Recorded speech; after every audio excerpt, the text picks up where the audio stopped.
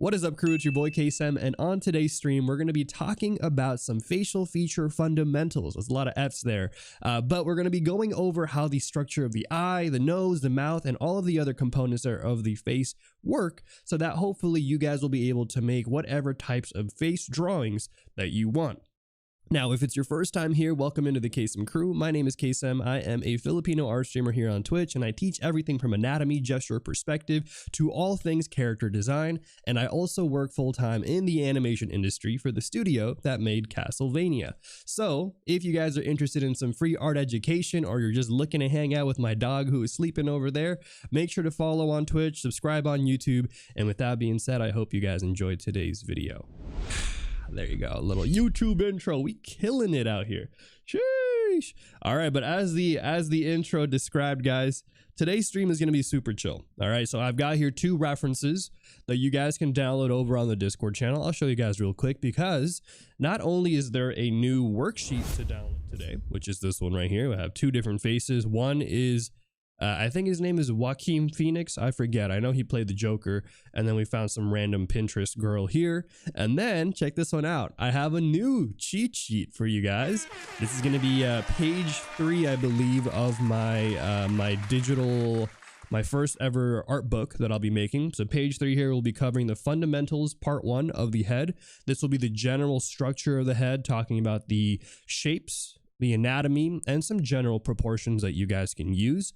And then I also threw in this older one from 2022, which is the expressions sheet compilation that we made last year from Tonico Pantoja.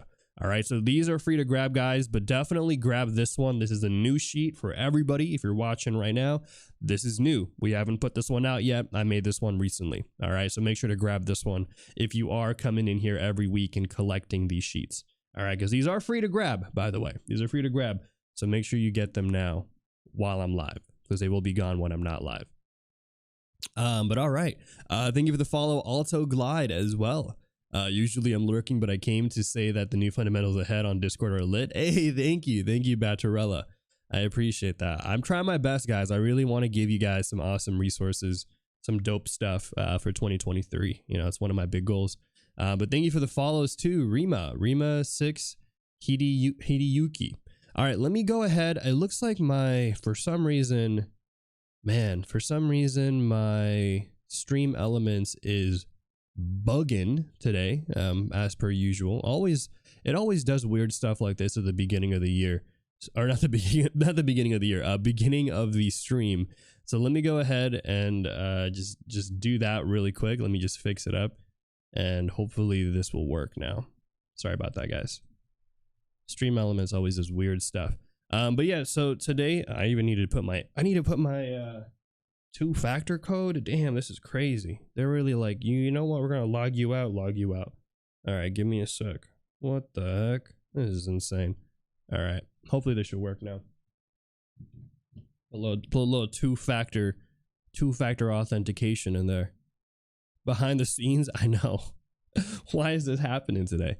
I think it should work now. Can somebody just type in the YouTube command, type !YouTube? Hopefully that works. But today I actually did already kind of a rough sketch of this drawing of this character here. All right, so it kind of works. Thank you for the follows, Duke Boyo, Rima, Alto Glide, and everybody else coming in here. I think it's okay now. I think it's working all right. So let's do a quick little bot test. There you go. And hey, Powie, welcome back in too. Hopefully you guys are doing well today. Also, Lily Cree. All right, so I did a rough sketch already of this one, just to kind of get an idea here, but I wanted to start from the beginning, right, with you guys. So we'll talk about the basic structures together first. Then I'll pull up a video from Skillshare. It's going to be called the Beginner Figure Drawing Video, drawing the head, facial features, eyes, ears, nose, and mouth. I think it's a great video, honestly. I watched some of it yesterday, and so I'm excited to watch it with you guys today. And shout out to Skillshare, which we will be doing an intro for later. All right. Skillshare is sponsoring today's stream.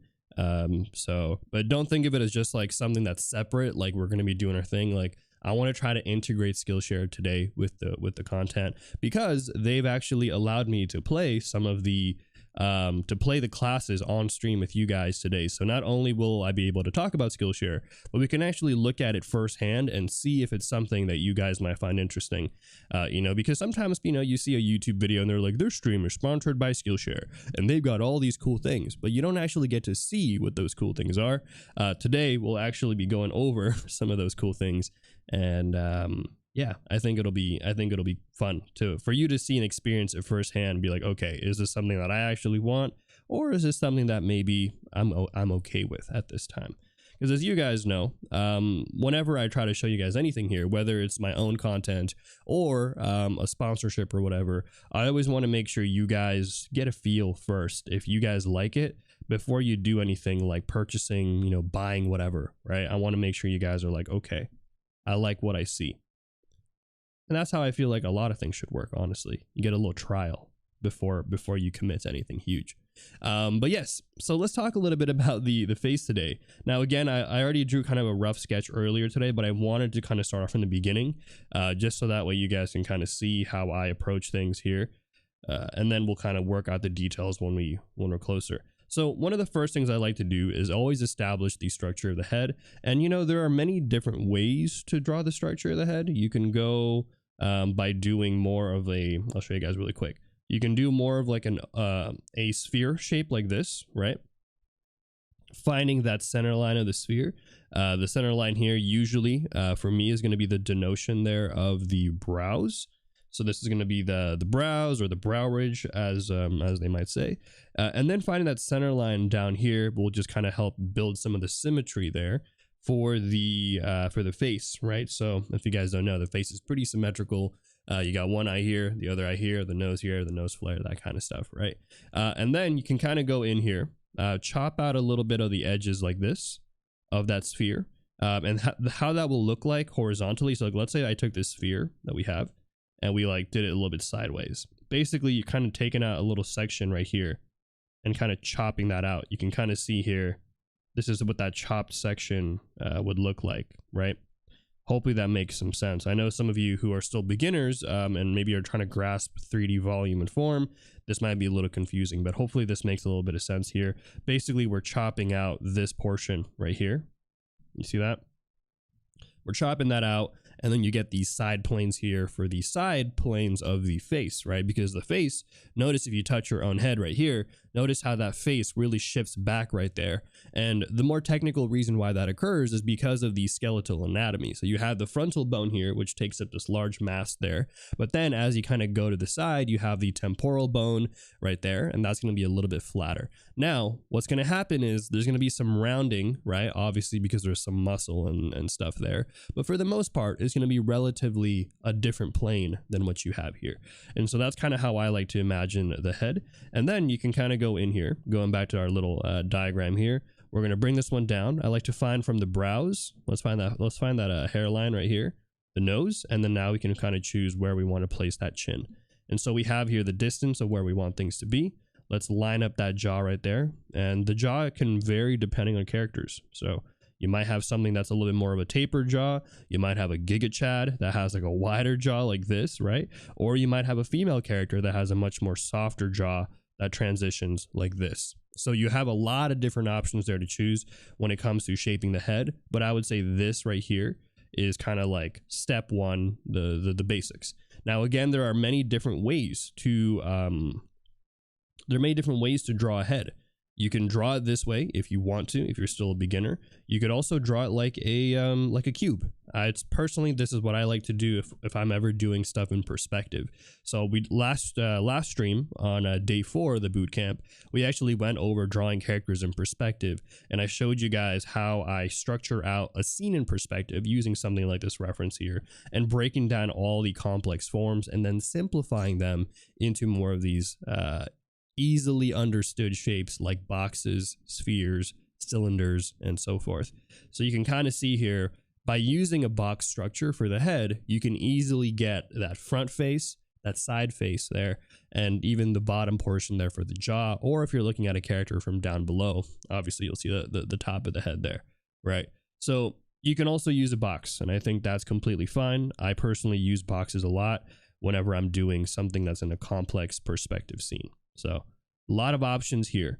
But the one option that I don't want you guys to use, or at least maybe not right now as a beginner, is I want you guys to move away from representing the head as a flat face, okay? Not as a flat face. And here's what I mean by that. Oftentimes I've seen this in a lot of beginner books, especially ones that I used to read, right? Ones that I used to read back when I was younger, like those how to draw manga books. And they always say, draw a circle, right? And then put a little line right here, and then draw a little triangle. Ooh, triangle shape right there, right? And it's a very flat feel. It's not as realistic. It's hard to get stuff like this if you want to start thinking about shading. You want to start thinking about lighting, form, and tilting the head at different angles, right? So you want to make sure, don't do this. Maybe later on if you're doing stylistic stuff, yeah. But I think at this moment, one of the best things you can do for yourself fundamentally is really see the head for what it is, which is a 3D form, and not just as a flat feature. Right? Because it's really hard to add shading. It's really hard to add lighting. It's hard to add perspective and foreshortening if you're drawing everything as flat shapes, right? Put an F in the chat, guys, if you've ever struggled with any of the things I just mentioned, whether it's foreshortening, adding shading to your characters, adding some, making some dimensionality, right? You know what I'm talking about. Also, Gigi Matt B, how's it going? I see you. Welcome back in. Glad to have you back on here today. Is it possible to rewatch these bootcamp VODs? Yes. So I'll be uploading these on YouTube. If you guys didn't know, my YouTube channel, I've been uploading all the videos over there on YouTube. So eventually the VODs will be over there as well. Shout out to everybody who is watching from YouTube, by the way. You guys have been killing it over there on the platform. And that's been super awesome to see. The VOD video should be up probably next week. So you'll be seeing the VODs coming out pretty regularly. And don't worry if you guys don't know what foreshortening is. I know some people in the chat are like, what's foreshortening and stuff. Foreshortening basically is when you take objects and you either put them towards or away from the perspective view, meaning something like, for example, a cylinder like this.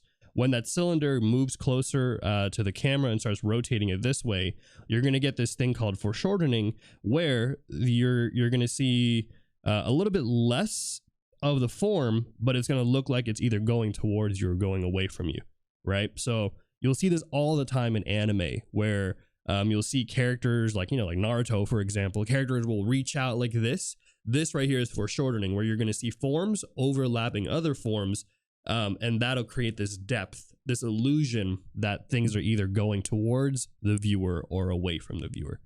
Does that make sense? Let me know in the chat if that made no sense. But foreshortening is a pretty common technique, but I think a very difficult one, especially for beginners, because of the reason that oftentimes when we first start drawing, we're drawing flat objects and flat representations of things, as opposed to the actual real structural shapes and stuff. So, yeah. Hopefully that made some sense. Also, thank you again, Jay, for the sub, 31 months, and also thank you to everybody who was following today. Unfortunately, my my stream elements is broken today, so I can't even see who's following and stuff. It's kind of annoying, to be honest. But let me see if I can do something about this. I might be able to change this real quick. Let's see. I wanted to know who's following today. So if you're following today and stuff, just say hi. Let me know in the chat, because sometimes this thing on my stream here seems to be bugging. So I'm gonna try to do something else today. Hopefully this will work. Okay, cool. Thank you for the follow, Yuffie B, Duke, and everybody else coming in here today. Appreciate you guys following. Hope you guys in. Let's catch up soon. Yeah, I would love to, always. I think this has been a great year so far. It's already better than last year, which I think is a hard ask, because last year was such a great year. But it's been good. It's been a really good year. And I'm glad that you're able to come in here and lurk and stuff. Okay. I did some pay attention to me. Yes, thank you. Okay, so let's kind of move some things around here. I know we did a few little diagrams and stuff of the face. So we're going to say, don't do this. Right? So flat. And this is one of the big things I always tell people, like, you want to make sure you're really thinking about form, okay? Think about volume and stuff, because it can really go a long way with creating depth in your illustrations. So, but let's go back here. Let's go back here on the face. because I'm gonna erase this one because we're basically drawing it right now. But I'll keep all this other little diagram stuff that we have because it's kind of cute. It's kind of cute and gives us some form there. I'll do this on a new layer so that way we can get rid of this. Let's see here. When we start, we often base our perspective on an orthographic plane. Yeah, I think it's so interesting because here's the thing, right? Like, I'm sure a lot of you guys, when you were younger, maybe you did some drawings for, you know, like grade school, like maybe you did some kindergarten drawings, right? And one of the things that we did when we were younger is like, if you want to draw a dog, what do? You draw like a flat representation of a dog. Maybe you go like this, or at least this is how I drew my dogs. Okay, maybe you guys were pros and you guys did something better, but like this is how I drew like my dogs when I was like a little kid, right? And it's a flat symbolic representation of a dog, but I wasn't even thinking of the dog as like a three-dimensional form of like, okay, here's the head and then here's the ears and that overlaps there, you know, like that kind of thing, and then there's like the snout and all of that stuff, right? I'm not thinking about all of that stuff. Maybe it's like a Shiba dog kind of thing. Oh yeah, Shiba dog, you know. And so we're not thinking about all the form and the volume and all of that stuff. We're just thinking about the representation. So I always say this is one of the best things you can do to really start shifting away from just drawing the symbols and really getting into that feel of drawing objects for what they are. And hey, welcome in everybody. Thank you for all the follows today. And pra deep das, welcome in. Killjoy Woo, so many follows today. Appreciate that, guys. What lights are you using again for stream? I use actually a lot of lights.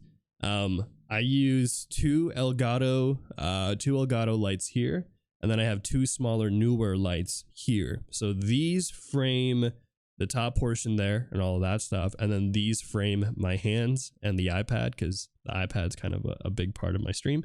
And then I have a natural ceiling light there for my room, which just adds the rim light on the top of my head and stuff. Yeah, I know this is maybe one of these days I'll do a video about like my setup of my stream and stuff. And maybe that way you guys are like, for those of you streamers, how to be an art streamer on Twitch. And I'll talk about my setup if you guys are interested. I think it's a very different video from, it's very different from like all my educational content. So, you know, I'm like, kind of like, do I really want to do it? Maybe, maybe not kind of thing. Yeah. You're art creator too. That's super awesome. Welcome in. Shout out to Mexico. Is that where you're from? Nice. A nimbus around the head. Yeah, you know, a little bit of this, a little bit of that. Do I have an Elgato Stream Deck? I also have an Elgato Stream Deck. Yes, I do. I got an Elgato Stream Deck. I got a Go XLR. I was actually sponsored by Elgato last year, so they were super kind in hooking me up with a bunch of free gear. It was through a partnership with DeviantArt, so shout out to DeviantArt as well. You know. But yes, I was sponsored by them last year, and so they sent me some free gear, and I was like, gosh, this is exactly what I needed. Which Elgato? The XL? Yes, the XL, the big one with like 32 buttons and stuff. I would say, here's what I will say. I think unless streaming is something that you plan on doing in the long term, and you have a lot of bells and whistles that you need to have something like this, I actually don't think you need the Stream Deck XL. I would say start off with just a regular Stream Deck, because I think the Stream Deck XL is even pretty heavy for me, and I have a lot of buttons, you know what I'm saying? And even then, I don't need all of the space. I think it's nice to have the option for it, but not super necessary. But just a heads up. Yeah, thank you for the follows, by the way, Noga and everybody else who's coming in here. So let's go ahead now and talk about, let's kind of go back in here and talk about the general proportions of the face first. And then from those general proportions, we'll actually talk a bit about the facial features. All right, so we have here where I usually line up the head. And if you guys have been here before, you've seen me do this plenty of times. But right now, all I'm doing is I'm lining up the structure of the head here. Let me kind of liquefy it a little bit, give the head some taper, some volume there. Okay, so we're going to be lining up the head here and just laying out some of the proportions. So some common easy proportional techniques that you can do is you can go in here like this and kind of lay out where the structure of everything is going to be into simple thirds. So it's a super nice. You have here the top of the forehead. I'll just do hairline here for HL. We're going to do the brow ridge right here. That's going to be where the brows are going to land. You got the base of the nose here. So not the tip of the nose, but the base of the nose. And the reason why this is important is actually because the tip of the nose can vary greatly depending on person. So you might have somebody with a very upturned nose, somebody with a very pushed down nose, or a flat nose, or a big nose, or whatever have you.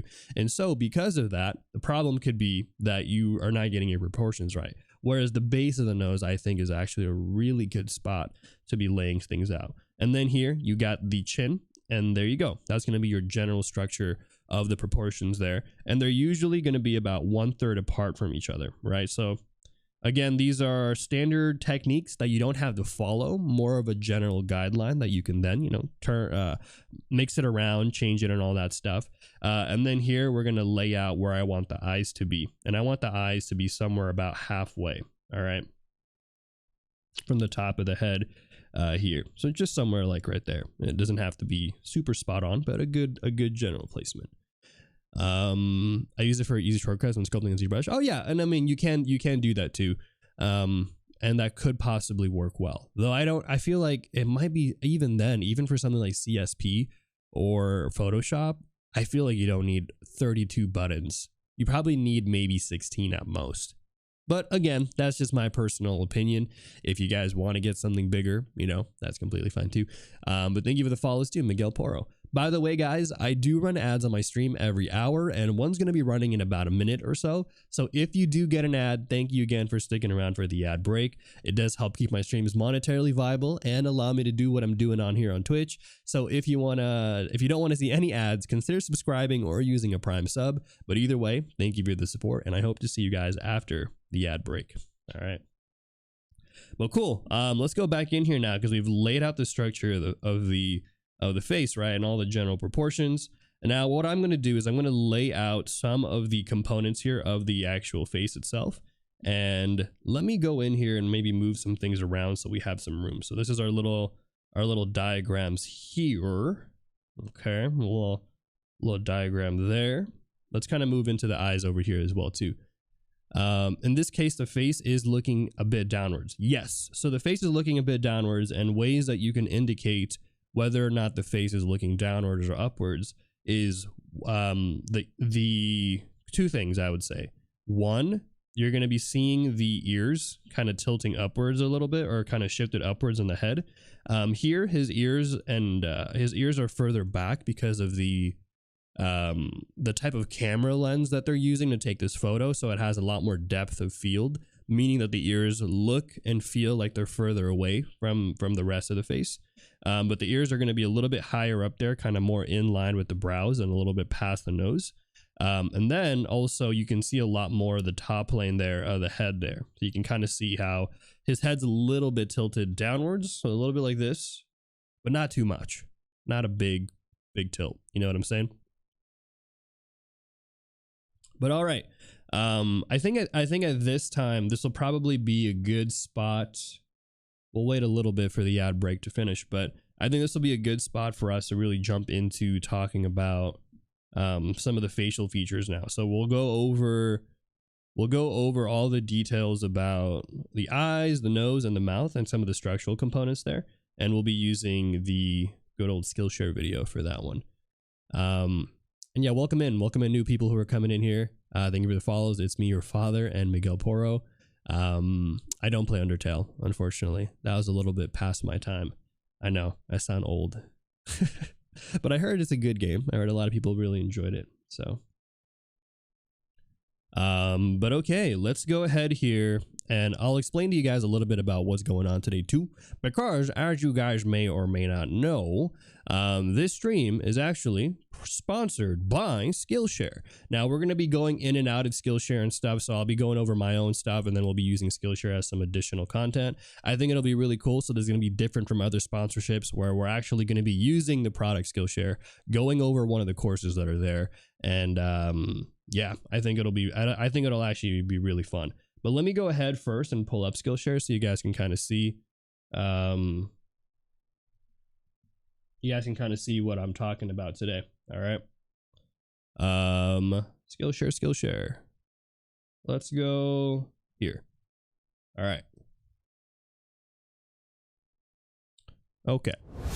Alrighty, guys. So let's talk a little bit about Skillshare. If you guys are new here, this stream is sponsored by Skillshare today. Where's my chat at, man?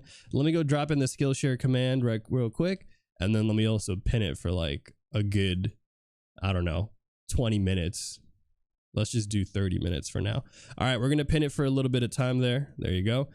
So today's stream is sponsored by Skillshare. Now, if you guys have never heard of Skillshare, Skillshare is an online platform where you can learn a bunch of different things, from art to finance to music to YouTube, all of the different things out here. There's such a breadth of different courses that you can look into at Skillshare.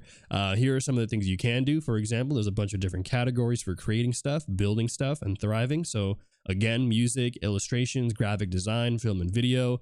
And I've actually saved a few stuff myself, a few courses that I personally have looked into. So stuff about capturing motion in illustrations, like how do you do dynamic illustrations and stuff. And then a few more kind of stuff for myself, like how to craft stories for those of you webtoon people, how to get your freelance career started, you know, all of these cool things. But today's stream, we're actually going to be using something that I found recently. Let me see if I can find it real quick. I believe the video, it's a different video. Oh, this one right here called, I think it's called, let me click it right now. It's called Beginner Figure Drawing the Head, facial features, eyes, ears, nose, and mouth. And so it'll be going over some of the different anatomical stuff of the mouth, the eyes, and all that stuff. And I think it's a really good video. And so we'll be using that in tandem for today's stream. So if you guys are interested in trying out Skillshare or all that cool stuff, I would actually highly recommend you guys click on that link. It's free to get you get a free month of Skillshare, basically, if that is something that you are looking for, right? Again, you don't have to. You don't have to use it if you don't want to. But what I will say also is, even if you're not interested in Skillshare right now, if you just click on that link, it actually helps me out a lot, because Skillshare does track that kind of stuff. And so that way they know, you know what I'm saying? They know that, yeah, people out here on Twitch like Skillshare. Actually, here's what we're going to do. Everybody in the chat, just type W Skillshare. There you go. Just W Skillshare in the chat, guys. That way Skillshare knows that you guys are actually here alive and not, you know, I'm just talking to nobody and this is not a real stream. So everybody just type W Skillshare in the chat. Again, if you want to click on that link, it is a free month of Skillshare. But again, even if you don't want to get the free month, clicking on it still helps me out tremendously. But also, you never know. Maybe you click on it after today's stream, you're going to be like, you know what, Kaycem, I actually really like Skillshare for a lot of the cool things that they got here. But let's go ahead and start off with the first thing that we wanted to talk about, which was the eyes. And so I'm going to go pause the music, and we're going to be playing only one of these. I'll be playing little snippets of it, so we're not actually going to do the whole course and stuff, all right? But let's go talk about the eyeballs first, because I think that's a really fun one, actually. Eyeballs. So let me go play this video. Hold on. Facial features. We started out with our construction of the head. First, let me make it a little bit louder, because I know last time I did this, some of you guys said that it was a little bit too quiet for your preference, right? So let me go ahead and make sure that it's a little bit loud. Okay, let's get started on developing the facial. Can you guys hear it okay? We started out with our construction of the head. I know it's going to be quieter than me. Underlying skull and face structures. We then developed the front and side planes and secondary structures. All of these foundations are in place in order for us to get to where we actually want to be, and that's the facial features. Remember, all of these structures that we've developed and are going to evolve in this lesson have to work as a team in order for our head to be constructed correctly. These facial features, the eyes, mouth, nose, and ears, are all structures in and of themselves. And so we're not going to be doing anything differently from what we started with all the way back in part 1. We merely have to think of the facial features as a series of smaller structures placed on top of bigger structures and ensuring they are all working and moving together. So if we have our position of the head to the side, we have to ensure our facial features are also moving in the same position. So there's going to be some careful planning we're going to have to do to make sure all of this works. So let's begin with the eye. Now, the eyeball itself is pretty straightforward in its construction. It's just a sphere. And on top of that is the iris. The iris is the colored part of the eye. And in the middle of that is the pupil. Now, the pupil will change size depending on how much light is in its environment. It's going to shrink when there's too much light in the environment, and it's going to expand in order to let more light in when the environment is darker. So we have the white eyeball, the colored iris, and the black pupil. And that's all there really is to the eyeball itself. Now, if we turn the eyeball to its side, what we'll notice with the pupil and the iris is that they're actually painted onto the eyeball surface. They have no form. They're just flat 2D discs that sit upon the surface of the eye. So as we turn the eye around, those circular discs are going to become more compressed the more the eye turns away from the front and turn into more of an elliptical shape. We'll start with this, a nice round circle that as we turn to the side, gradually compresses in shape. Now, this can get tricky sometimes when we start compressing circles. So what's going to help us is adding in some cross contour lines to the eyeball. If we add in some axes here, this is going to tell us exactly where our eyes are going to be looking, where our pupils and where our irises are going to be situated. All we have to do is build our iris and pupil in over the top of this cross section. And this will get us the correct position for both of them. Now, remember, the more the eye turns away, the more elliptical or the more compressed that iris and pupil is going to get. Now, the only thing you want to do differently with the pupil is to have it a little off center from that cross section. Okay, good. This will make the eye look a little bit more believable. This is because we have a little bit of a bulge happening here due to the cornea that covers the eye. The cornea will distort the position of the pupil. So what is the cornea? Well, the cornea can be thought of as a little protective layer on top of the eye that bulges out. Sort of like a lens protector on a camera, or you could even think of it as being a contact lens, the body's natural contact lens. So if I draw the side perspective here, you'll see there's this contact lens type structure that sits over the iris and protects it. This little bit of a bulge distorts the pupil's position a little bit. So when you're adding in your cross contours, your access lines here on top of your eyeball, just nudge the pupil ever so slightly off axis in the opposite direction. So if I move this to the side, it gives a better sense of three-dimensionality. So that's the main structures of the eyeball. But we still have a lot to develop in the surrounding areas. If we have a look at our skull, the eyeball sits in this slot, the eye socket. What we're going to notice when we add the eyeball into the socket are these surrounding structures that protrude outwards. The brow ridge, the side of the cheek, the front of the cheek, and the bone of the nose. All of these structures have evolved as a means to protect the eyeball. So what we have going on here is our face mask structure that has this cavity that we call the eye socket where the eyeball sits. And it's wrapped around these bony protrusions that act as armored protection for the eye. So what you'll notice with the eye socket is that it shifts backwards in order for us to get that peripheral vision. It's more noticeable if we look from below. The eye socket and the cheek area shifts backwards, which allows us to see dangers coming from the side. So we are evolving our understanding of this whole structure. We initially only constructed this area as one flat straight plane, a simplified idea. Now we're developing a more sophisticated understanding of what's going on and need to start looking for the subtleties. There you go. Sheesh.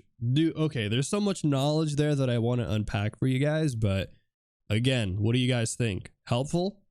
That was a lot of knowledge. I mean, some of y'all were like, okay, Skillshare, is it really that good? That was like a 1 little minute segment, not a minute, but it was like a few minutes segment out there. That was actually really knowledgeable, and I think it goes way more in depth than a lot of other tutorials I've seen, both on YouTube and even stuff that I've paid for. But I think one of the big call outs that I really liked about it was not only did they explain some of the fundamental things about the eyes, which is like, you got an eyeball and there's an iris and there's a pupil. Like, yeah, sure. Okay. Those are all the basic stuff. But I think what I really liked was towards the end of that little segment where he also goes over and explains why the eyes are shaped the way they are and why the skeleton are shaped the way they are. So there's a couple of cool little anatomical things here that I think are cool to call out. So if you guys didn't know, the way that the head has been structured is that you have here a more protruding forehead, right? And the reason why is because it's protection from the sunlight and stuff, but also because oftentimes as humans back in the earlier days and stuff, there was really less of a need to look up and more of a need to look to the side and look down to either pick up stuff or find things or look for prey or whatever have you. And so if you take a look at the structure of the head, there's more of an opening right here on the sides of the head and a more flatter gradual plane right here for the cheekbones. So that way it's much easier and you have a more open vision for looking around and stuff. So it's really optimized for side to side view and looking down, but not really for looking up. Like if you look right now, you'll realize like, yeah, you know what? I don't really see a lot of everything from up here. You're seeing a lot more down below. So I think stuff like that is actually really cool. It's like not necessarily stuff that you might need to know on a regular basis, but it's like the more you know, I think the more informed you can be as an artist, I think. So but yeah, that's the little first segment there. I'll go over again some of the things that they talked about in their video as we do our own demo here. But I think one of the cool things is that eyeball and really that eye bulge, okay? Because I used to make this mistake all the time and I always wondered why it never looked good. And I'm talking particularly about how when you draw the eye or the face in side view, technically this pupil right here actually doesn't go on it's not on the tip here of the eyeball, right? So it's not on the tip. It actually sits back a little bit there because the eyeball has a little bit of a curve there, a bulge for that iris section. And so that iris actually sits back. So I'm just going to note it here. Pupil not on tip. Okay. So again, pretty good advice. I don't know. Stuff that I didn't really think about or know about the first time that I learned about drawing heads. So I think that's cool. But all right, let's go actually apply some of the things that we have here. And there's other parts of this video that I'm not going to show you guys. So if you guys want to check out this video later in your own time, again, click on that Skillshare link. It's free for a month, which I think is super great. It's a trial. You don't have to pay anything to try the trial. So if maybe you're a crazy learner like me and you just take it for a month, you watch everything and you binge every single thing that Skillshare has to offer in a month, then hey, that's a pretty good deal. It's like going to a buffet, right? You go get whatever you want, get everything, and it's at a good price for it, which is free $3.99. But you know, again, it's up to you guys. Even if you don't want to, Skillshare at this time, clicking on that link still helps me out a lot. So appreciate you guys supporting that one. Well, let's kind of go in here now and let's lay out the brows for this character. Now, I'm not going to try to get it too exact with the character. Like my goal today isn't about getting likeness for the character, though we can talk a little bit about likeness, like how to, and by likeness, I mean, how do we get our characters to kind of match the reference that we're seeing here. I'll talk a little bit about that, but again, it's not the goal of today's stream. So I think mostly I want to lay out more of the features and stuff for today. I think if you want to get likeness for your characters, one of the best things that you can do is to try to really understand what are the key kind of features of your character, key features of the reference that you're using or the actor or whatever person, right? I think in this case, I think what I like about this character is they've got a pretty deep set brows. Their forehead really protrudes there, and then you can kind of see how the eyes really kind of sit in there. And so we'll talk a little bit about that. Now, in the video, I don't think we went over the video of the eye socket, unfortunately, or the eyelid structure.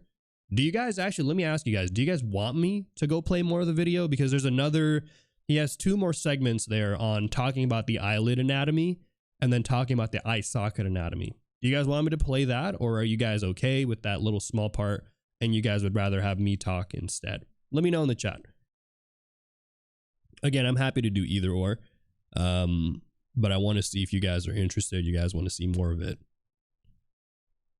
Eye sockets, yeah, he has a section on eye sockets and eyelids, which I actually think is a pretty good section. Yeah, how's it going, DJ?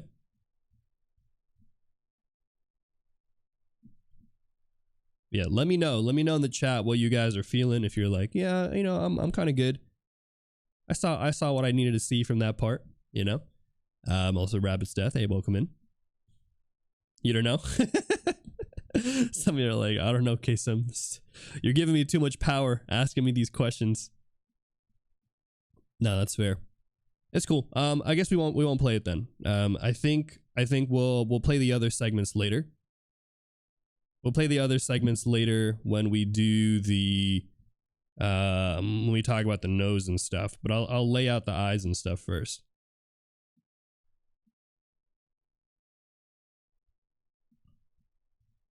So right now, all I'm doing for the eyes, and I'll basically explain what the video has, okay? So that way you guys don't have to worry too much if you're like, oh man, I'm gonna miss out the video. Here's what I'll explain, okay? So when it comes to drawing eyes, and let me actually grab, let me see here. Let me grab this little pupil, this eyeball here that we got. I kind of already drew on it, so it's a little messy, but when it comes to drawing the eyes, okay, one of the interesting things about the eyelids is that the eyelids actually are comprised of, there's going to be two eyelids, but each eyelid is a little bit different, right? So the upper eyelid is going to be subtly more different than the lower eyelid. What I like to think of it as is that the upper eyelid is basically comprised of three planes. You have here the upper plane here. You got the this inner side plane right here. So this is going to be the inner portion there of the face. And then you have here the outer kind of plane there, right? So kind of like this little structure here, like this. Let me actually go clean it up a little bit. Let me go maybe like this.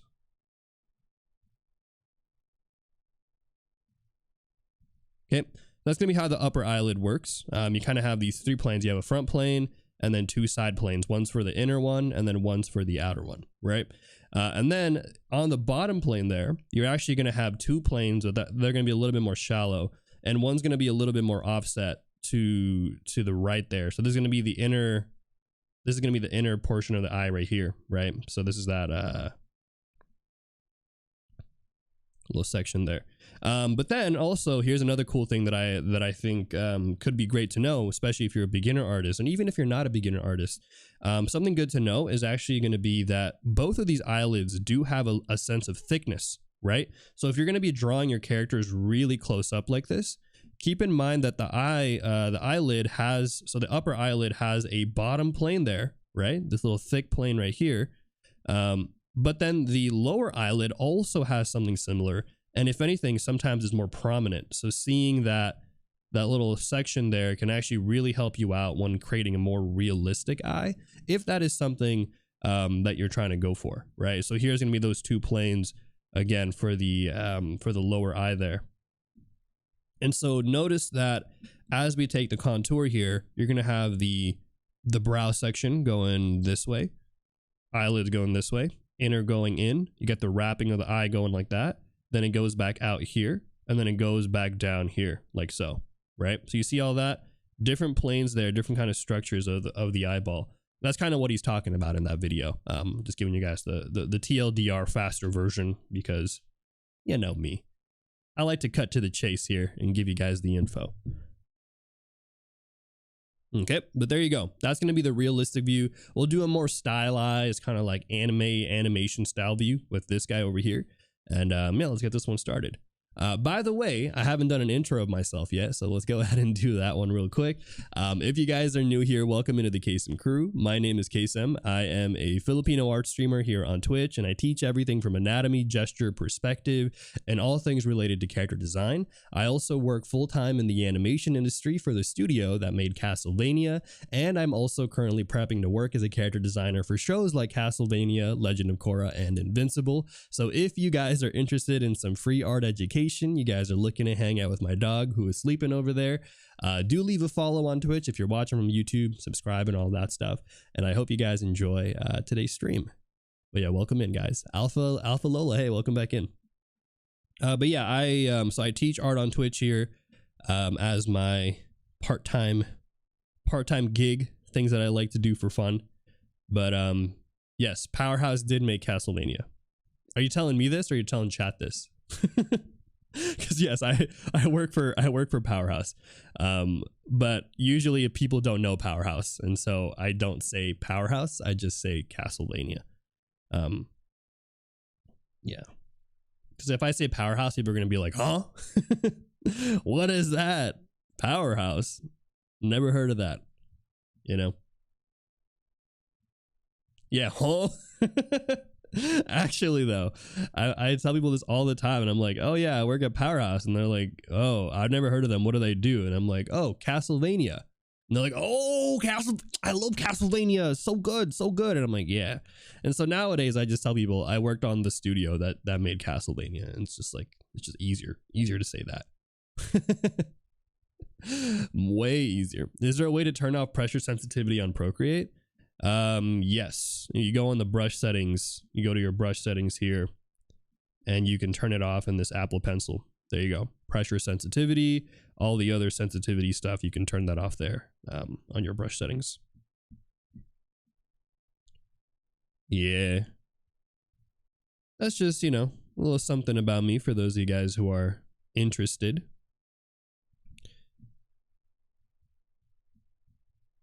But all right, so right now I'm just laying out here the facial features, and you know, I'm just keeping it nice and simple for this design of this character. We're not, I think, worried too much about it looking crazy cool, but let me add some features that I like to do to kind of push it out a little bit more. So one, I'm going to add the eyelid right here. So let's kind of do a little bit of that. Let's kind of go in and add that depth for the lower eyelid. So this is something I like to do stylistically for my style. You guys don't have to do this, obviously, but you know, something I like to kind of just add in for my characters right here. And then let's kind of go in here and actually kind of maybe clean out the actual eye itself. So that way we have a little bit more there.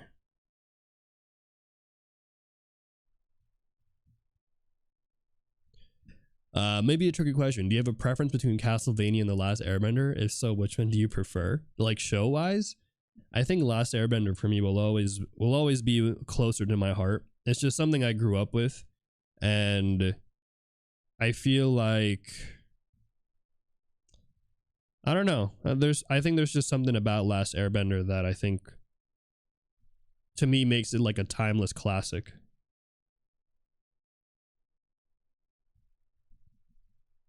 All right, but there you go. We did some quick eyes. All right. His brows isn't long enough. It works. I'll show you. I'll show you that it works, but I'll also show you why it might be a little bit more tricky. So if you take a look here at the ends of the nose, ends of the brows, and then ends of the eyes right here, right? You'll see that it still works. It's just that if you take a look, one, he has here, because he's much older, right? His eyes are a little bit more kind of drooped down here, but the end of the eye actually is where that eyelid's going to be, right? So you can kind of follow that line right there, and you can do the same thing here, but take a look at what happens here, right? So part of that, again, is that this eye is going to be wrinkled back here, like so. So that weight of the skin kind of pushes down on that eyelid there.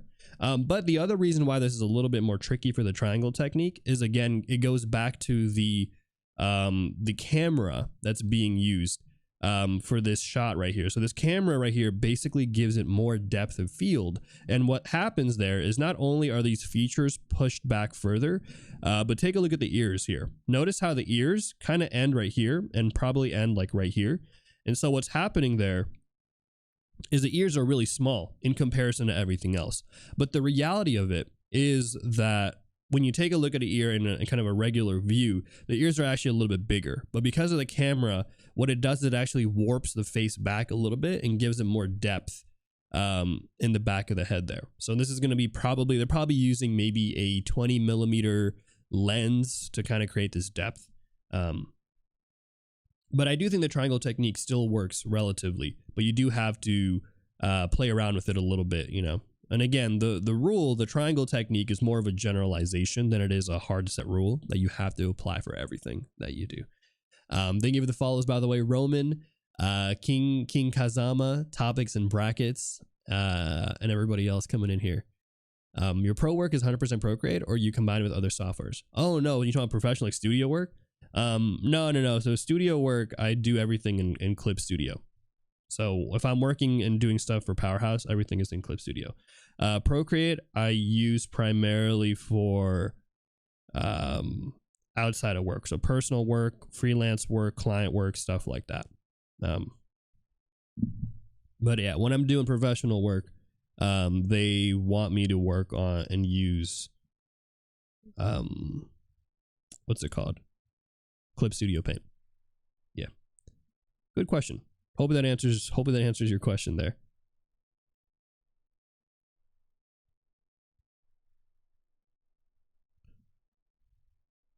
But all right, so we got here the structure of the face.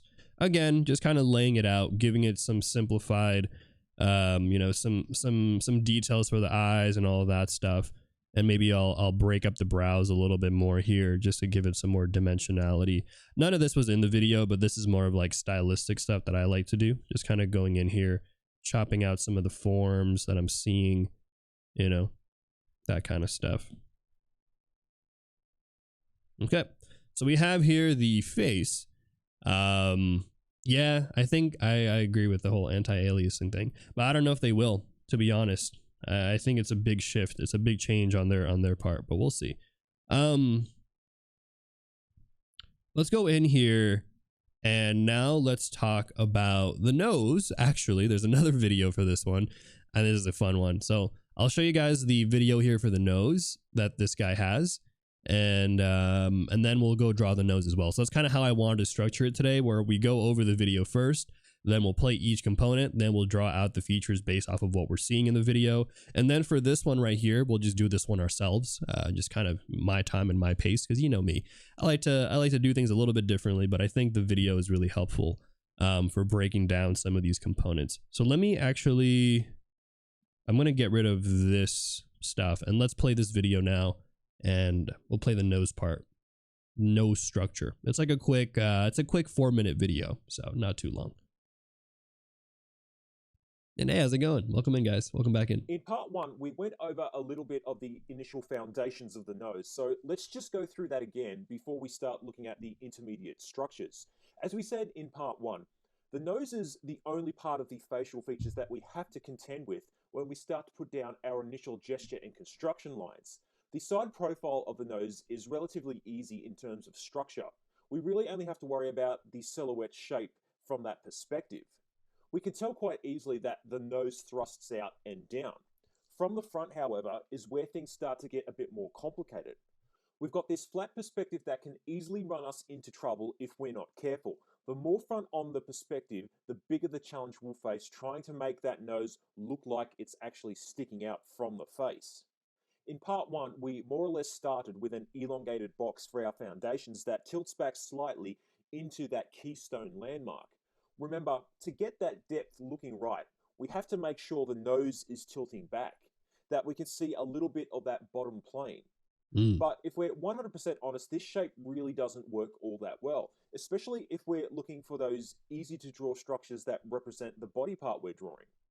This is perfectly fine for when we're just beginning and figuring out about forms and positioning, but it's also too far crude a design for us to use. Crude. So we need to develop this more. we're going to evolve how we approach the structure of the nose. Instead of just using one structure, we're going to break the nose up into 5 smaller structures. This first box is what we'll consider to be our first structure. Now, we already know that from the inner corner of the eye down is going to give us the side planes of the nose. This isn't exactly a straight line down. These side planes flare out a little bit. So when you put these foundations in place, have these side planes push out a little bit at an angle. Our second structure is going to be the tip of the nose. We want to think of this structure as being a ball shape or a rounded box shape. This ball shape is going to extend a little bit further out than that top plane. It's got its own form and its own corners. So if I draw a profile image here, this is roughly how that structure is going to be placed. Even if a person has a rather hooked nose, we still want to add this structure in initially. It's a strange way to think of it, but think of it being not too dissimilar from a clown nose, only significantly subtler. But the general idea is the same. It's this ball-shaped structure which is sitting on the end. Interesting. Now, really, this bottom area here is actually made up of 3 parts. We've got our ball-shaped structure here that we're calling structure number 2, and then the 2 wings of the nose, which we're going to call structures number 3 and 4. The best way to think of these structures are 2 halves of a teacup. So if you imagine what a teacup looks like, we want to split that teacup in half. Teacups? Turn them upside down, and then place 1 half on each side. Oh. In terms of positioning, these pieces sit further back from the tip of the nose. So if we go across the planes of this area with our cross contour lines, we'll curve down from that ball onto the top of that cup-shaped wing, and then curve down from that structure into the plane of the face. And just a note again about the bottom plane here. We have to remember that these structures have a bottom plane, especially the wings of the nose. We don't just want to put 2 holes here for the nostrils. It's going to look far too cartoonish. There's an edge here that curves into the inside of the nose, creating the nostril. And just a quick note on the area below where the mouth structures start to begin. We want to think of this whole area as curving into the nose. If we look at our profile again, there's a curvature in this area that goes from the top of the chin all the way to the inside of the nostrils. So the nostrils are actually overlapping this curved structure in a very, very subtle way. It's a very easy thing to miss. The last structure that we have to go over is the top plane of the nose. The nose isn't going to be this perfect flat box-shaped structure. It bulges out a little wider and also bulges out a little on top as well. About 1/3 of the way from the top, and it creates this kind of diamond-shaped structure. So if we divide the nose into thirds, the bottom third is going to consist of the ball of the nose and the 2 wings. The second third is going to be where the widest part of that diamond structure is. And the top third is going to be where the nose and that keystone landmark meet. So that's the breakdown of the nose structures. Easy. With that out of the way, let's move on to our nose exercises. Okay. No, it was in 1x speed. The man just speaking fast. But don't worry, guys. I'll take it back with you guys, and we'll chill it out, and we'll talk about it a little bit more, more relaxed and stuff. But yeah, no, it was in 1x speed. But the nice thing is you can change the speed. So if you find that they're either talking too fast or too slow, you can do it in 1x speed, 2x speed, half speed, 1.25 speed. It's really up to you.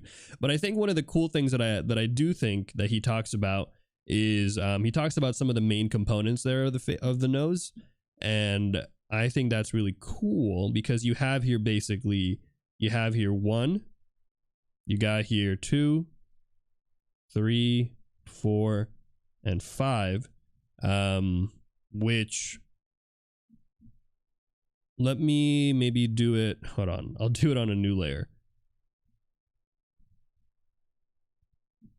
Yeah, just to make sure. 1, we got here 2, 3, 4, 5, with 1 being those kind of like the side bridge. You got here 2 being kind of the tip of the nose, the kind of tip/base of the nose. You got here 3 and 4 being the wings, and then 5 there being kind of the bridge itself. So these are how he thinks about it. But again, you don't have to do it this way. I think there are so many different ways to draw and represent the nose. I'll show you guys how I would draw the nose normally from my style, and I'll show you kind of what I do there. So normally what I like to do is, if I'm taking a nose structure, what I like to kind of draw it out as is kind of just like this, where I'll have here the structure of the nose like so. And then I'll always simplify the nose as kind of a plane here, like a diamond shape. So I kind of add a little bit of a flare like this, like that. And that's kind of it. That's kind of my nose structure. And then I'll go in here and clean it out a little bit. But again, you don't have to do it exactly as like drawing a ball or drawing a sphere. You can kind of figure out what style and approach works for you when it comes to drawing noses. So, but let's go ahead and do that right now. Let's go and draw this nose over here with this guy. And yeah, let's continue. Noses, I know. Thanks for the follow, by the way. I'm Goku Dara. Topics and brackets and everybody else coming in here. Hopefully today's stream is not too heavy. I know it's more tutorial-y and stuff than maybe the usual, but I think it's good to go over these basics, especially when we start getting into the more complex stuff later on. Because again, stylization, all of that stuff happens after you learn the fundamentals, right? Once you learn how a lot of these structures work, you can then take all these components and flip it to whatever design and stuff you want to make. And it doesn't have to follow the strategy that you're doing here. So for example, right now, when I'm drawing this nose, I'm not going to draw out all of the planes and the boxes and the tips and stuff that I'm seeing. Instead, I'm just going to kind of go in and kind of find some of those components that I want to exaggerate and maybe bring more to life. And then maybe some things that I like to do is I like to kind of draw in that bottom plane of the nose there, just to kind of show there's a bit of a tilt there on the angle,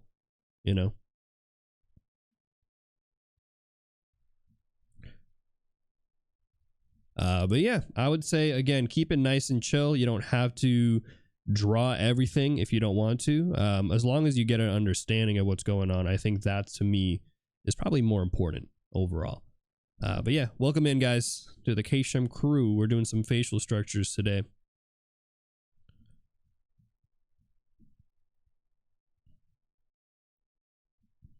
Let's go add a little bit of a flare here for that mouth crease.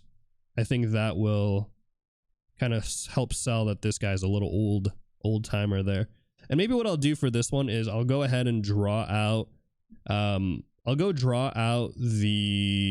the mouth first, and then we'll play that mouth video and all that stuff. But yeah, welcome back in everyone who's coming in here. Yumi, Kayosuke. Hopefully you guys are doing well today. Oh, something I forgot to add for this character was actually the brow ridge. Not the brow ridge, the frontal bone there. There you go.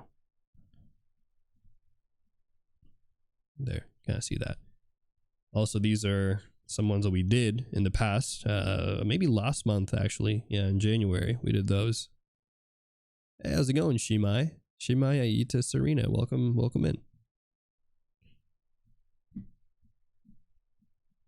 But all right, let's go ahead and do the mouth really quick, and then we'll play the video about the mouth and stuff. So I'll do the mouth kind of how I would do it, and then we'll kind of see and maybe make some comparisons and stuff, So whenever I'm drawing mouths, I keep it nice and simple. I always try to find the outer corners of the lips first. I think those are usually going to be the most prominent. And so from there, we can kind of go in, establish maybe the curvature of the mouth and what's going on. Then I'm going to add a little bit of the lips there. So the lower lip is a kind of a good place just to kind of lay a line there. And then if you want to, you can add one also for the upper lip as well. And depending on the style you're going for, you might not even denote any of these things, right? So if you're talking about the more traditional anime style, you might not see any structure there for the lips whatsoever. You might just keep it nice and simple with a line, right? But even then, even when you are just using a line, I think there's still a lot that goes on to really make it feel a little bit more more structured and stuff too. So I'll go over some examples of what I'm referring to. But yeah, this is kind of how I would lay out the nose and the mouth section there. So let's go play that last portion there of the Skillshare video, and then I think we'll be good to just start drawing on our own stuff here, taking the stuff that we've learned from that video, and I'll share with you guys some of my personal tips as well, because as much as I love this video, there's a few more things I want to give to you guys, because this is I think that video is more tailored towards beginner artists, but you guys know me. I like to give tips for all skill levels out here, you know. Make sure everyone's getting a little something. Did you also do courses on Skillshare? No, I have not, though I'm thinking about it in all honesty. After seeing videos like this, I feel like I could do it. What do you guys think? Do you guys think I could do Skillshare videos? I feel like I could. We're kind of already doing it now, just as a live stream, you know? I have a question. Why is it more difficult to draw a face with a full body than only the face without a body? The reason why it's difficult is because oftentimes people don't understand how to connect the head to the body.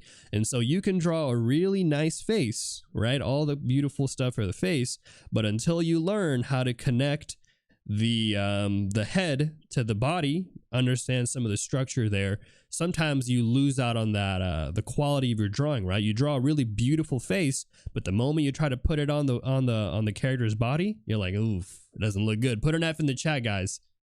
Put an F in the chat if you've ever had that problem before. You draw a really cool face of your character, and the moment you trying to draw the rest of the body, you're just like, it looks a little off, right?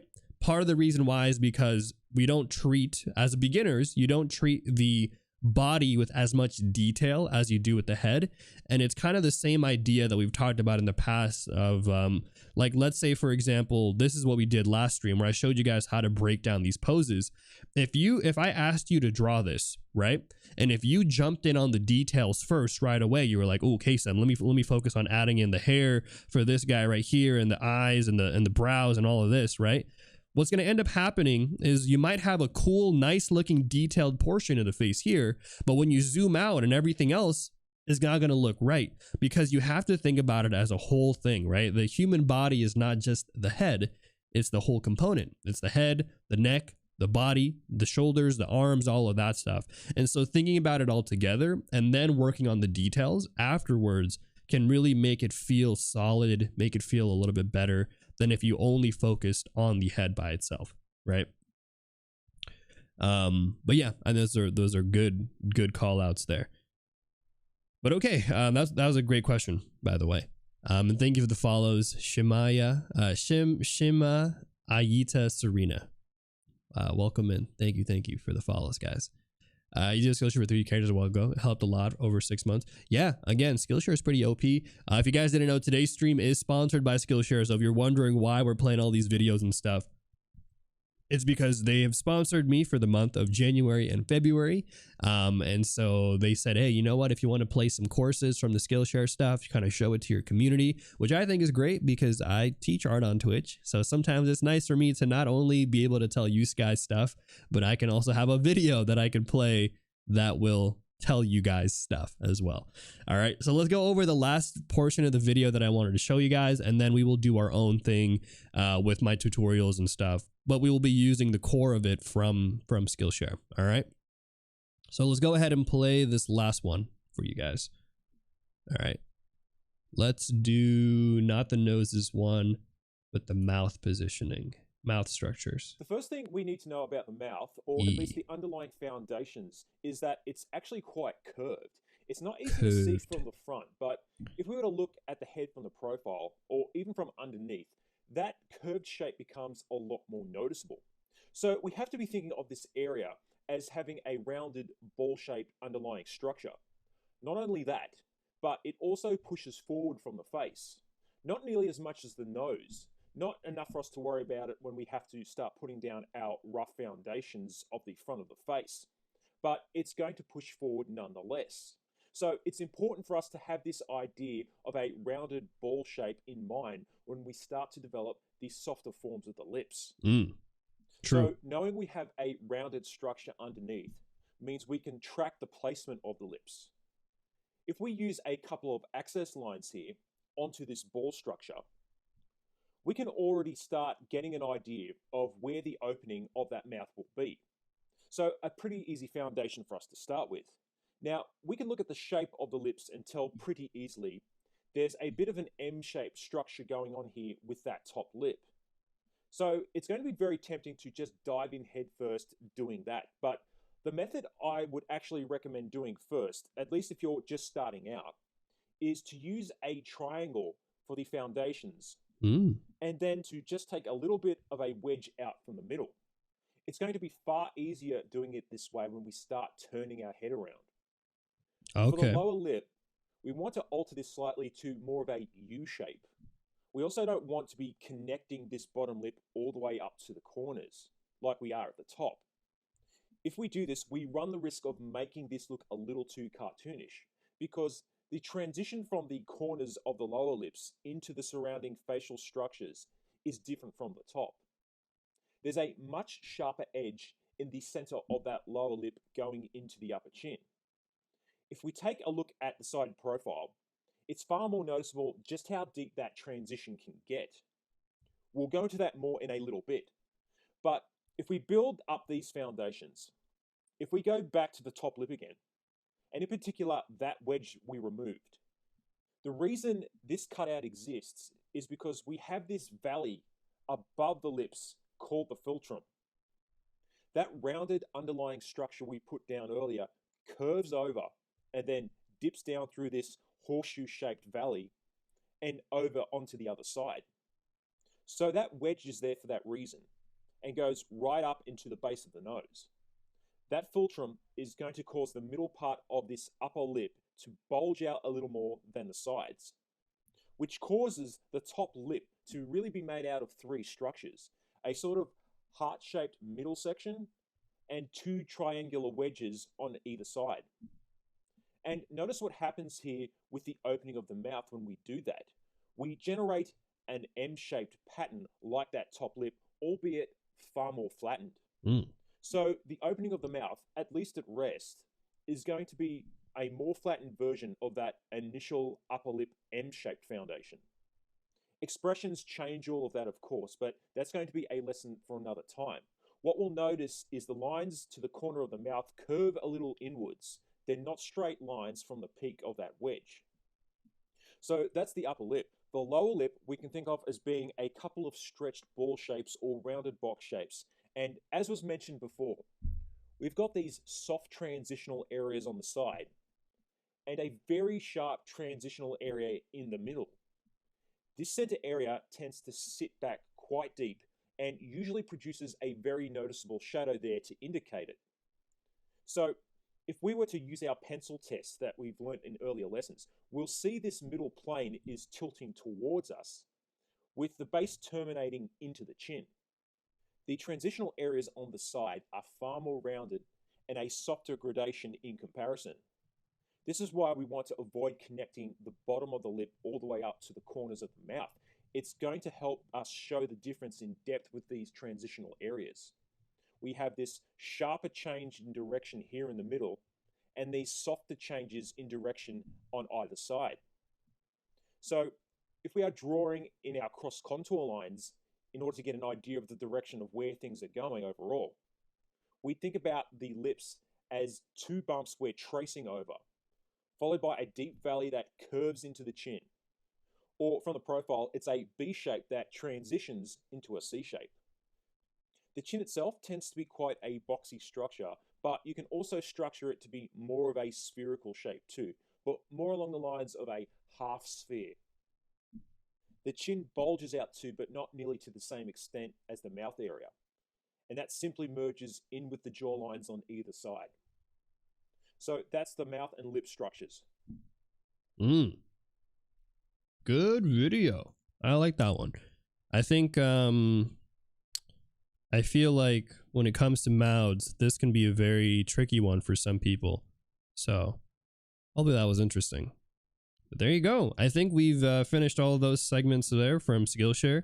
Again, today's stream is sponsored by Skillshare. So if you guys like those little kind of like mini segments that I covered just there, from Skillshare and stuff. Go check it out. Again, guys, there's a free month of Skillshare right there. It's a free trial, so you don't have to pay for the trial. It is free. So if you want to take a look, if you like what you saw, but even if you guys are not interested in maybe Skillshare, you're like, I don't really want it, I don't really need it. Even just clicking on that link there can actually help out tremendously. So because Skillshare does track that kind of stuff, but you never know. Maybe you click on it and you're like, oh, you know what? There's actually some stuff on here that I would be interested in. Maybe you're interested in some of the more compositional stuff, or maybe more of the finance stuff, because there's not just art related stuff on Skillshare. They have so many different types of courses and stuff that you can look at. So I would highly recommend it. But yeah, thanks again, guys, for tuning in on that part, that little segment of my stream. Stream's not over yet. We still got a lot more to go, but let's continue. So here's all the little diagrams and stuff that we did from this video segment there. What are the differences between male and female lips, if any? That I think is tricky, because I think a lot of it comes down to just different types of lips. So you might see, I think if there's anything here, there's a difference, but I think there are common stereotypes for like more feminine lips versus maybe more masculine lips. Sometimes feminine lips are all about volume and really getting kind of that rounder shapes, whereas maybe male lips might be more depicted as being sharper, using sharper angles and sharper lines, sharper transitions across the lip and stuff. And so sometimes you'll see that for male lips versus female lips. But again, these are all very subjective stylistic choices, not ones that you actually have to use and follow. If you want to, you can, right? But I would say those are the common ones that I know of, and I'm sure there's a lot of other ones too, depending on style and genre and narrative and all that stuff. Yeah, that's a good question. But all right, so let me go ahead and lay out here. We're going to finish drawing this character, and then for this character here, I'll be giving you guys my tips and stuff as well, kind of on top of the stuff that we just covered from Skillshare. So we're going to be using, faces.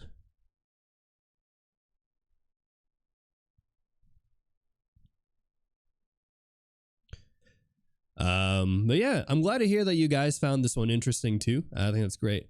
I'm still a noob when it comes to illustration human body because my art is very loose and abstract. Is there anything to change my structure from abstract to focus shapes and mean places these shapes?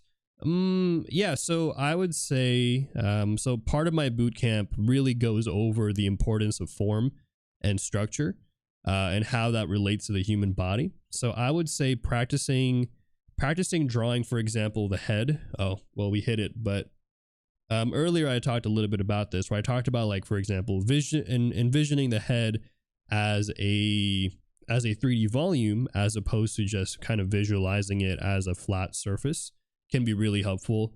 I think being able to maybe like rotate the head around, or maybe just even practicing with shapes, right? Practicing with boxes and cylinders and stuff like that can actually be really, really helpful. Let me send the VOD. Which let's see here. Which Skillshare course? Where is that question at? Which Skillshare course was this? This one was called Drawing the Head, Facial Features, Eyes, Ears, Nose, and Mouth. Yeah, so you'll see it earlier in the VOD as well. Yes, thank you for dropping that, guys. Appreciate that. Thank you for the follow too, Lunar Shadows. But also let me pin, I want to pin the Skillshare command right here for another like 20-ish minutes, so that way people who are coming in and stuff know about that. But yeah, I would say this was pretty good. I'm honestly genuinely surprised with Skillshare. I feel like they've got a really diverse selection of things. Out of curiosity, how many of you guys in the chat have heard or have not heard of Skillshare? Let me know if you've heard of it or if you've not heard of it. I feel like there's a good number of people who've maybe heard of Skillshare, because you see it, I see it at least all the time on like YouTube videos, and like people like this stream is sponsored by Skillshare. but I honestly never used it because I always felt like this is just my honest take. Okay. My honest take is that, with Skillshare, at least those YouTube like ads and stuff, they don't actually go over Skillshare, right? They just say like, oh, Skillshare is really cool. You should check out Skillshare. This video is sponsored by Skillshare. But you don't really see it. You don't really get to see the, you know, what's happening in the Skillshare videos and stuff like that. And so it's always kind of like, is it actually worth it? And so this is why I like how Skillshare is reaching out to streamers and asking streamers to also, you know, they're sponsoring streamers on about Skillshare, because I think that actually makes more sense, because I can actually show you guys, you know, parts of Skillshare, and you guys can see for yourself like, okay, I actually like what I'm seeing here, you know, or I don't like what I'm seeing here. It's kind of meh, right? And I think that's what's really cool about the Twitch sponsorship and stuff. A lot of you guys have noticed Skillshare. That's cool.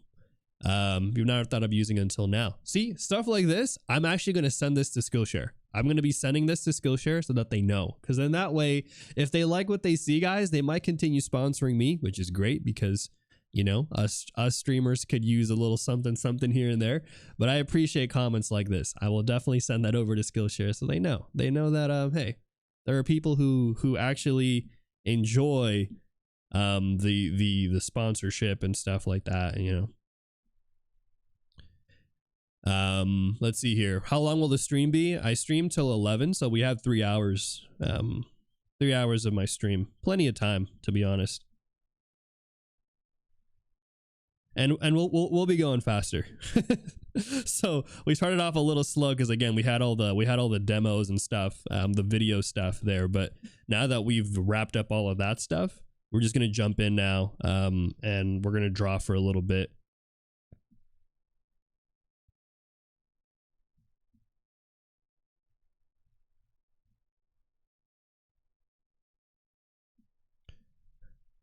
May want to update the command. Wait. Oh yeah, the schedule command. True. I should update that.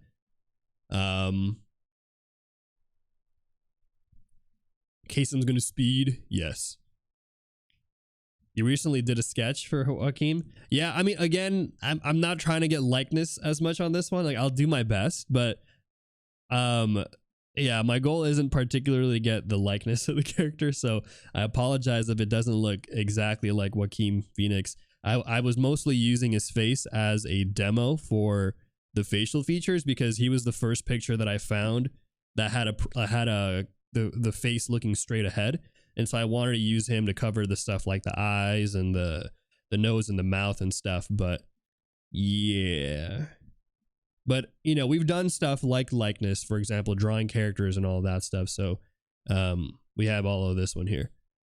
Kaycem, don't you have any neck pain with your iPad in that position? Actually, I don't. And I'll explain why. The reason why is because I'm actually using something called the Sketchboard Pro.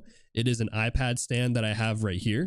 That basically I insert my iPad into, and so it's really cool because it's angled at a 45-degree angle, making it so that I don't have to tilt my neck downwards. But also too, it's really great for also resting my hand on the edge here of the iPad.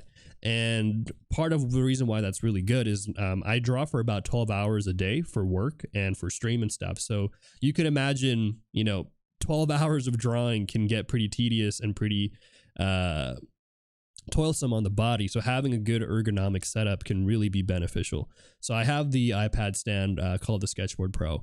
If you guys are interested, you can take a look at that too. There's a 10% off discount code and stuff. But it's really good. It's so good that I have two of them. Actually, I have one here, then I have another one there for my work desk. So yeah, but no, I don't have any pain, thankfully. Knock on wood, you know what I'm saying? Knock on wood, because you never know. But guys, really quick, I do run ads on my stream every hour, and one's gonna be running right about now. If you do get an ad, thank you again. They help keep my streams monetarily viable and allow me to do what I'm doing out here on Twitch. But if you don't want to see any ads, consider subscribing or using your Prime sub if you have it. But with that being said, thank you for your support, and I hope to see you guys after the ad break. I want a 16-inch iPad. I know. I do too. You don't even know. Cherry, I'd risk it all. I'd risk it all for the 16-inch iPad. 45 degrees, yeah. That's how I do it. You don't have to do 45 degrees. I know some people who do 30 degrees, some people who do even more. I had 60 degrees.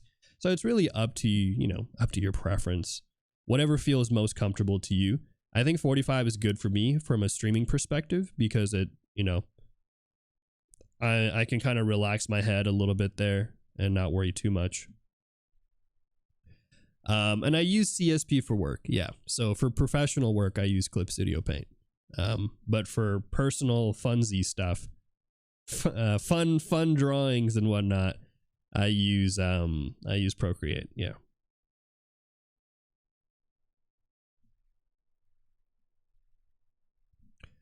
Let's see. Oh, thanks for all the follows, guys. Sheesh. Do I have a smaller iPad? I thought you had the bigger one. I have the 13-inch iPad Pro, but I would love that, and that is the biggest one. But I would love if there was an even bigger one, an even bigger one at like 16 inches. Yeah. So that's what we're talking about. Like if there was like a 16-inch iPad Pro, sheesh, that would be amazing. Do you plan on getting one? If it comes out, 100%, without a question.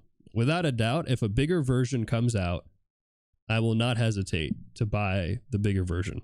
It's just like an instant buy for me. Size is not everything though. Yeah, it's all a matter of preference. It's definitely a matter of preference. Personally, I like to have a bigger size screen when drawing because it reduces the need to zoom in on things.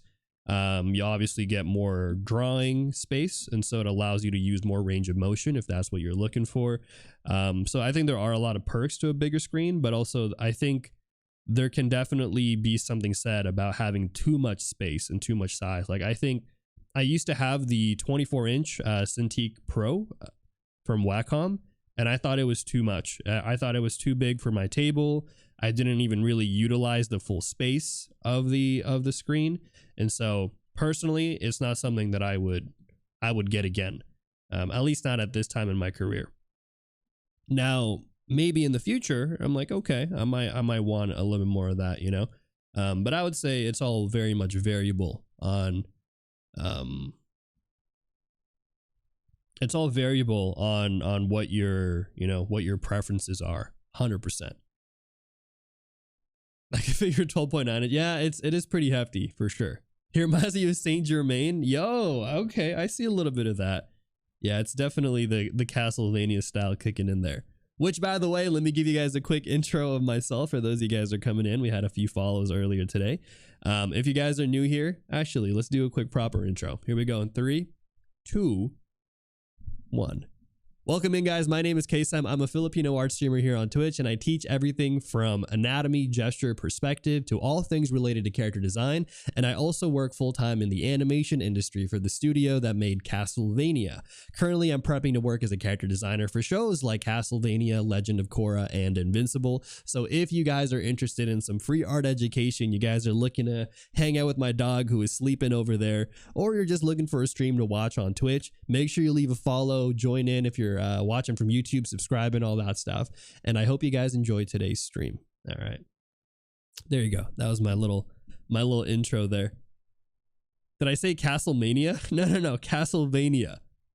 I'm pretty sure you guys are trolling. I'm getting gaslit again. There's no way I said Castlemania. I'm being trolled. What are we gonna do with 30K? I want to do a draw it in your style, but I don't know. I don't know if I have time. It's so much work to do that. Wow, thanks for all the follows, guys. Sheesh. We've been getting a lot of follows today. Thank you, Leviantem, Anto, TM, thick rimmed glasses girl, and everybody else here. Welcome into the Kaycem crew. Out of curiosity, for those of you who did follow me today, what brought you guys here? Was it the recommended? Was I on the front page? Was it just something you saw on Twitch, like you just browsed it in the art category? Was it maybe, I don't know, you got someone told you about my streams or something? No, I did not make Castlevania, guys. Stop the cap. People are gonna actually think I did that. No, I did not make Castlevania. I work for this studio that made Castlevania. I actually joined in after Castlevania already finished. So unfortunately, I can't even say I worked on Castlevania, but I am in the studio that that did make it. I'm working on a different project, which I think is cooler. Ooh, is that spicy? Is that a hot take? I think it's just as cool as Castlevania. I don't know if it'll be cooler. We'll have to see. We'll have to see when things come out. I'm saying surprised to know you're Filipino. Oh yeah, I am Filipino, guys. Shout out to my shout out to my fellow Filipinos in the chat.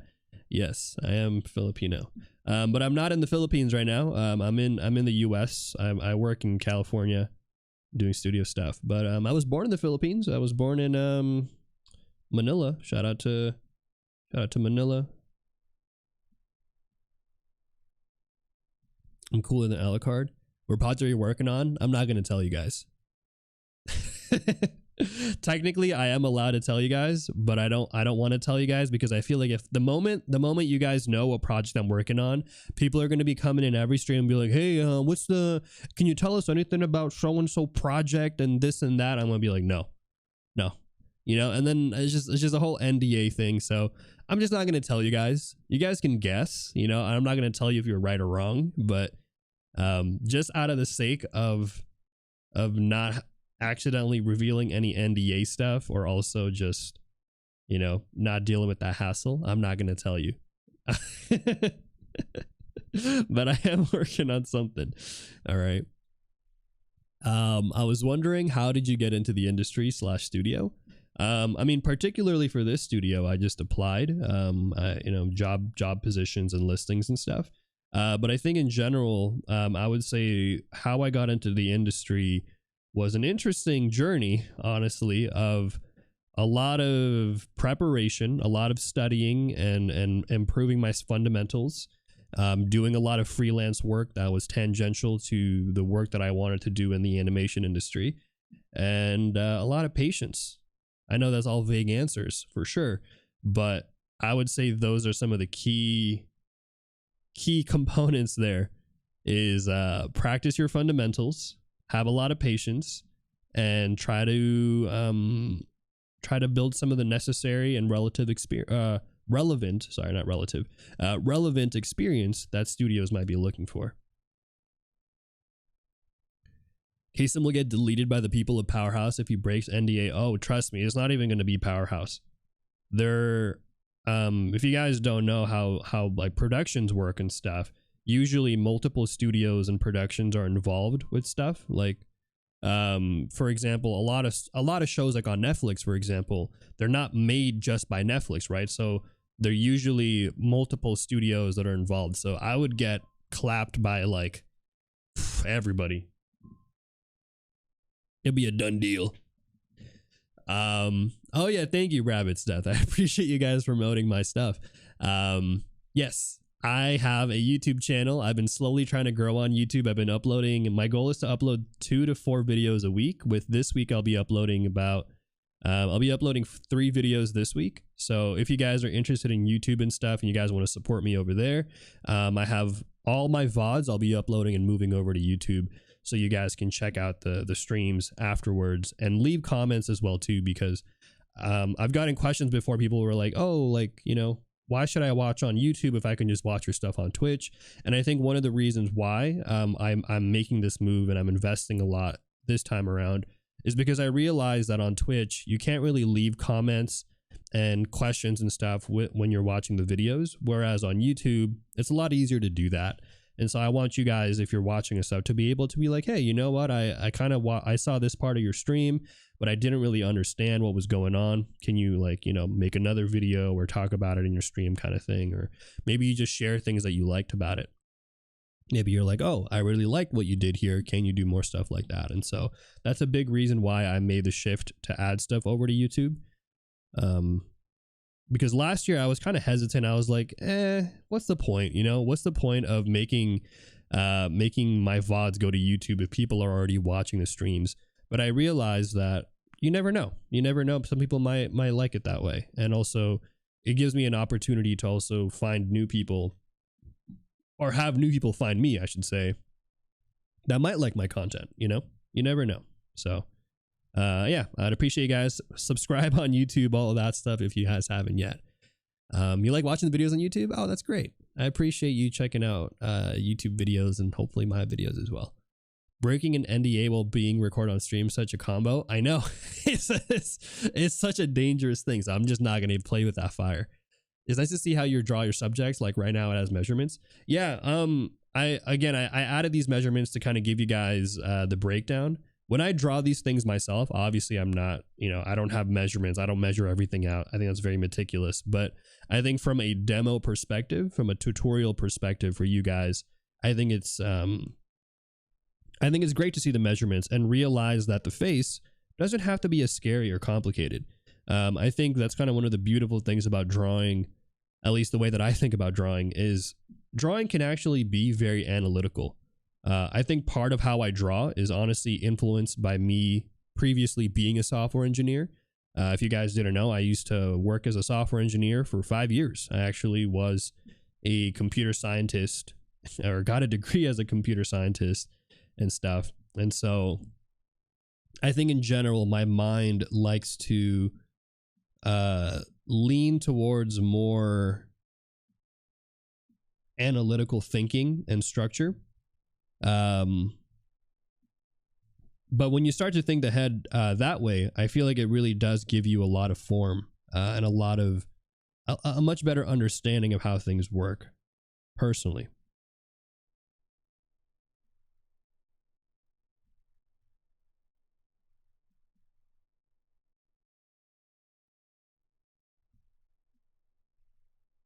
Just gonna give him some. There you go.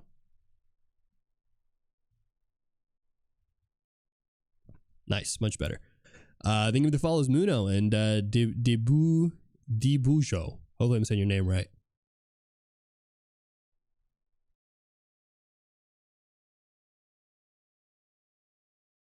Hey, how's it going, Eichmann? Welcome back in. Do you think people should follow their passion if they hate their major or job? Yes and no. I think it depends. Okay.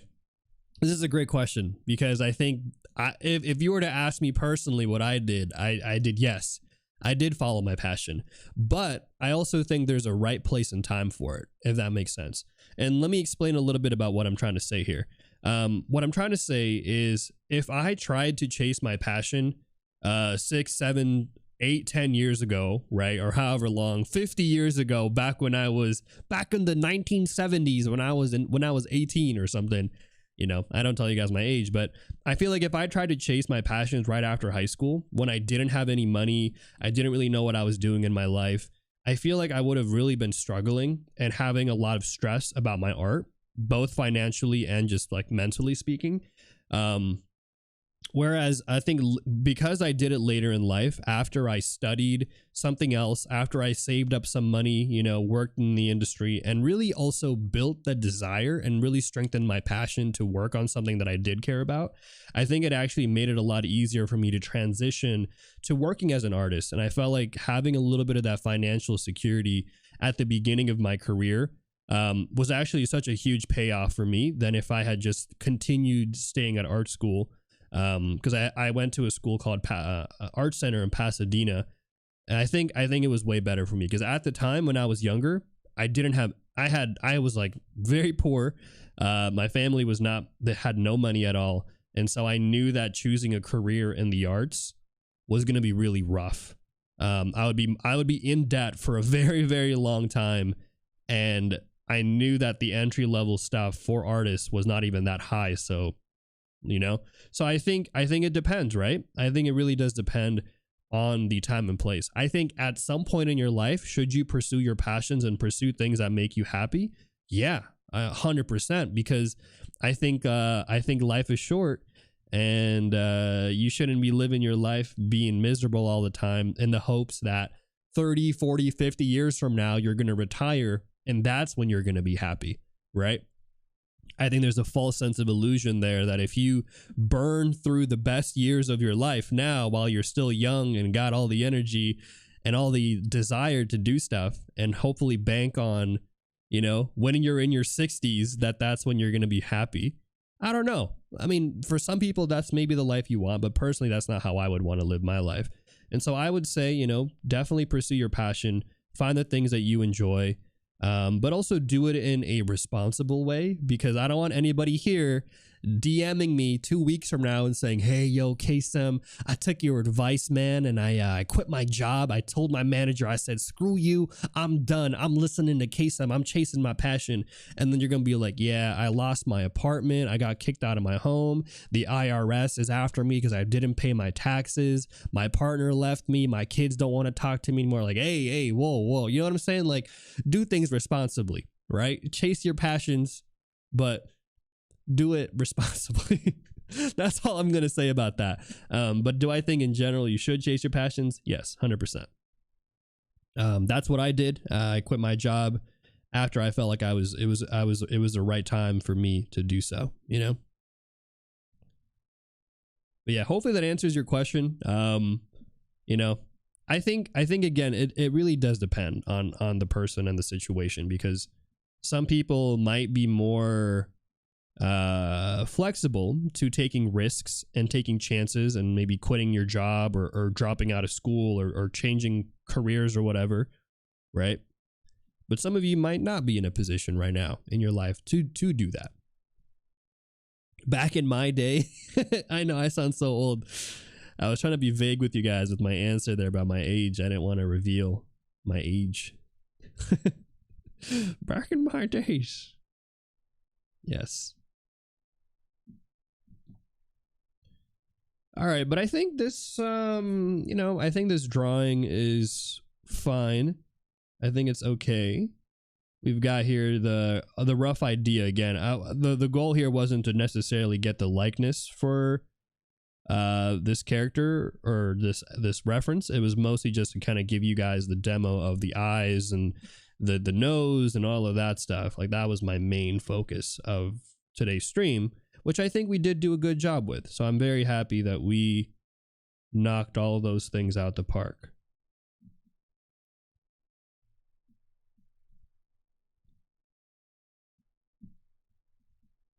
What happened to the mouths? Didn't I draw mouths too? Oh, thank goodness. I thought I accidentally erased it. Oh man, I would have been so sad. I'm like, dude, I gotta redraw these little diagrams again. Not like this. But no, we're good. We're good. What do you guys think about doing about things turning digital and doing something easier in art world than doing the old-fashioned ways of things? You mean, are you referring to being a digital artist and doing digital art as opposed to doing traditional art? I think it all depends on what you're trying to do with your art, right? Because for example, there are people who want to do more the traditional fine arts route, right, where they want to do gallery showings and they want to do that stuff, and I think that's great. There's nothing wrong with that. And then there are people who want to work in the industry, right? People who want to work in animation. Maybe you want to work in games or film or whatever have you. And in that case, you're going to be required to know how to use some digital stuff, right? So I think it all depends on what you're trying to do with your art. I don't think one is technically easier than the other. I think you could argue some things might be easier than other things. Like, maybe you could say that it's easier to be a digital artist because there are more job opportunities. But that doesn't actually mean that the craft of doing digital art is easier than being a traditional artist. I think both are just two different mediums in themselves. And you have to learn and develop the skills to be able to do both or the other successfully. So I don't think one is technically easier than the other, if that makes sense. I think both are hard to do. Yeah. We didn't fuss over the AI taking our jobs. AI was Adobe Illustrator and it was a neat program. Yeah. No, it's interesting. It's interesting. I think we are in a time where there's a lot of people who are stressed about AI and stuff. And I think maybe because of that, there might be more actual interest in maybe doing more traditional stuff. Who knows? Maybe there will be a resurgence in traditional work because people are like, you know what? I kind of like having my work be traditional and nobody question whether or not AI made it. I've seen a lot of people like get frustrated on the internet because like people will leave comments and be like, did you make this or was this AI? Which I just feel like is such a big slap in the face. Like someone comes in and asks you if AI made what you drew. Like, I don't think that's flattering, you know? I don't know. I feel like I'd be more insulted than be like, no, I'm proud that I made this. I'm glad that you thought this was AI, because it's not, you know, like, I don't think anyone is happy to hear that kind of thing. And hey, how's it going, Gemma? I'm doing well. I'm doing well today. I think that every artist will need to understand AI. It's not going to go away. I think so too. I think we will I think we will need to understand it. But I think also that doesn't mean that we should just let it do whatever it wants to do at the neglect of us as artists, right? I think we should definitely be mindful of those things. All right. Let me go ahead really quick and let you guys know that if you guys haven't been here before and didn't know about this, basically on my streams, every time that I go live, I actually give you guys a free art resource. So here is today's worksheet that you guys can follow along with. But I also give you guys some cheat sheets that I've made. This is actually the newest cheat sheet right here. No, I don't think anyone has this one yet. I made this one recently. And these will later become a digital art book that I'll be making this year. It'll be my first ever digital art book. But you guys can grab this sheet right here. And there's also this other sheet right here that you can grab on the facial expressions. So grab these sheets, guys. These are free to grab on my Discord channel. If you haven't grabbed them yet, they are free to grab. All right. But yo, thank you for the sub, Denko Den. Appreciate that as well. If you guys do want to grab all the other resources and stuff from last year and all of that stuff, you can either subscribe to my stream and you'll get access to that, or on my Gumroad, you can actually find all 140 plus cheat sheets and worksheets from my 2022 last year streaming. You'll be able to grab that on my Gumroad as well. So that's all the hard work, a year's worth of drawing and tutorials that I did last year, all available there. So yeah. Ours seems like it as edited by AI. I know. This is all AI. I'm actually an AI program, guys. You guys remember how I said I used to be a software engineer and I used to study computer science? Well, what if I told you that I actually built an AI that would make the art version of me, and that's what you're seeing right now.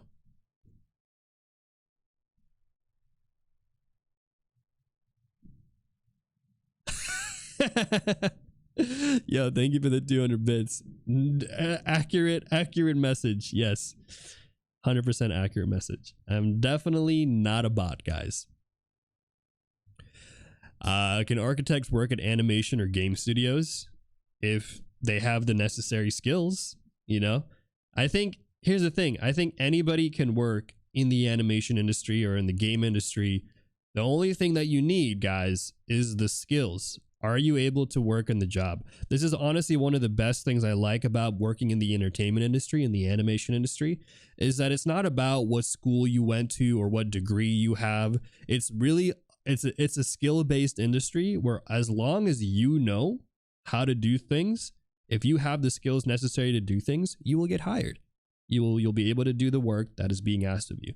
But it's, again, 100% dependent on whether or not you can actually perform on those skills, which I think is the hard part. What happened to the head that I drew earlier? Did I merge everything? Am I crazy? I did. That's okay. Okay, that's fine. I'll find it later. Anyways, I really did merge everything, didn't I? I'm gonna put this reference away, and I'm gonna move this head that we drew today over here. Whee! Or let me, yeah, I'll move it there. Whee! And then let's move this girl here. We'll work on this girl next. So many layers going on right now. What the heck? What is this line? Oh, here it is. Let's see. That's what a bot would say to make itself believable. Yeah, no, it's 100% true. You're right. I'm definitely a bot though. Have I ever worked in games or only animation? Only animation. If you guys didn't know, I've only been drawing for about 2 years. Well, technically longer, but I've only been drawing seriously for about 2 years. And I've only been in the industry for even less time, even less time than that, you know. Let's see here. Okay, but let's go ahead now and let's talk a little bit more about the face. And this time around, I'm gonna give you guys more juicy info than kind of just from that Skillshare. I think the Skillshare has a lot of good info, which is great, but I want to take it a little bit further with you guys. And so let's go ahead and draw this one next. And I'll just kind of be quicker with this one, all right? So let's kind of lay this one out a lot faster, and let's jump right into the stream with all the drawings. I want to talk about, primarily, I want to talk about the mouth a little bit more in depth, and maybe even the eyes. We'll see. We'll see how we feel.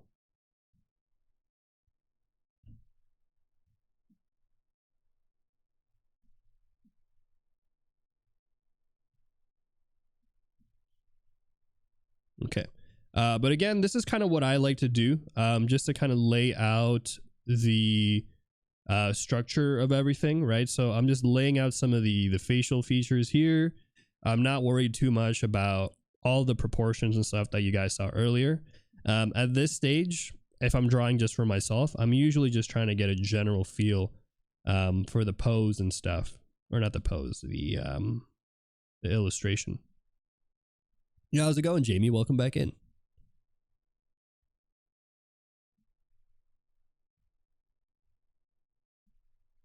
But yeah, I hope you guys are doing well today. It is a Monday stream. It's day 5 of the character design bootcamp, and we have covered a lot already, I would say. For those of you who've been here for the other days of the bootcamp, how do you guys feel about the bootcamp so far? Are you guys finding it helpful? Is it a little challenging? Is it too easy? Are you like, Kaycem, this bootcamp's been easy peasy. Give us a little bit something more difficult here, you know? I'd love to know, for those of you guys who've been here for the other streams and stuff, how has the bootcamp been so far?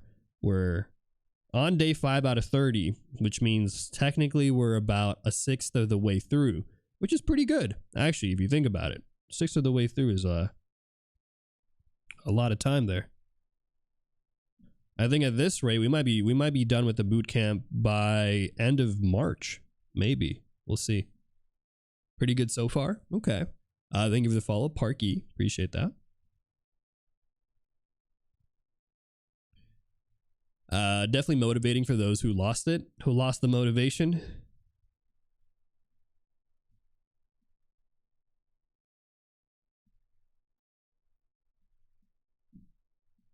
Okay, so there you go. We've laid out here. We've laid out the structure of everything. Let me kind of just lay out where I want her hairline to be.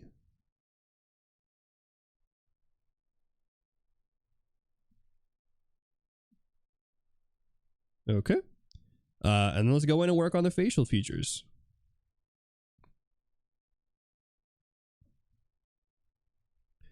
Oh, thank you for the follows.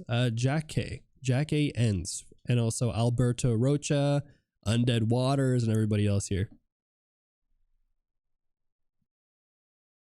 Kaycem, I gotta be honest, I chimed in because I just started drawing.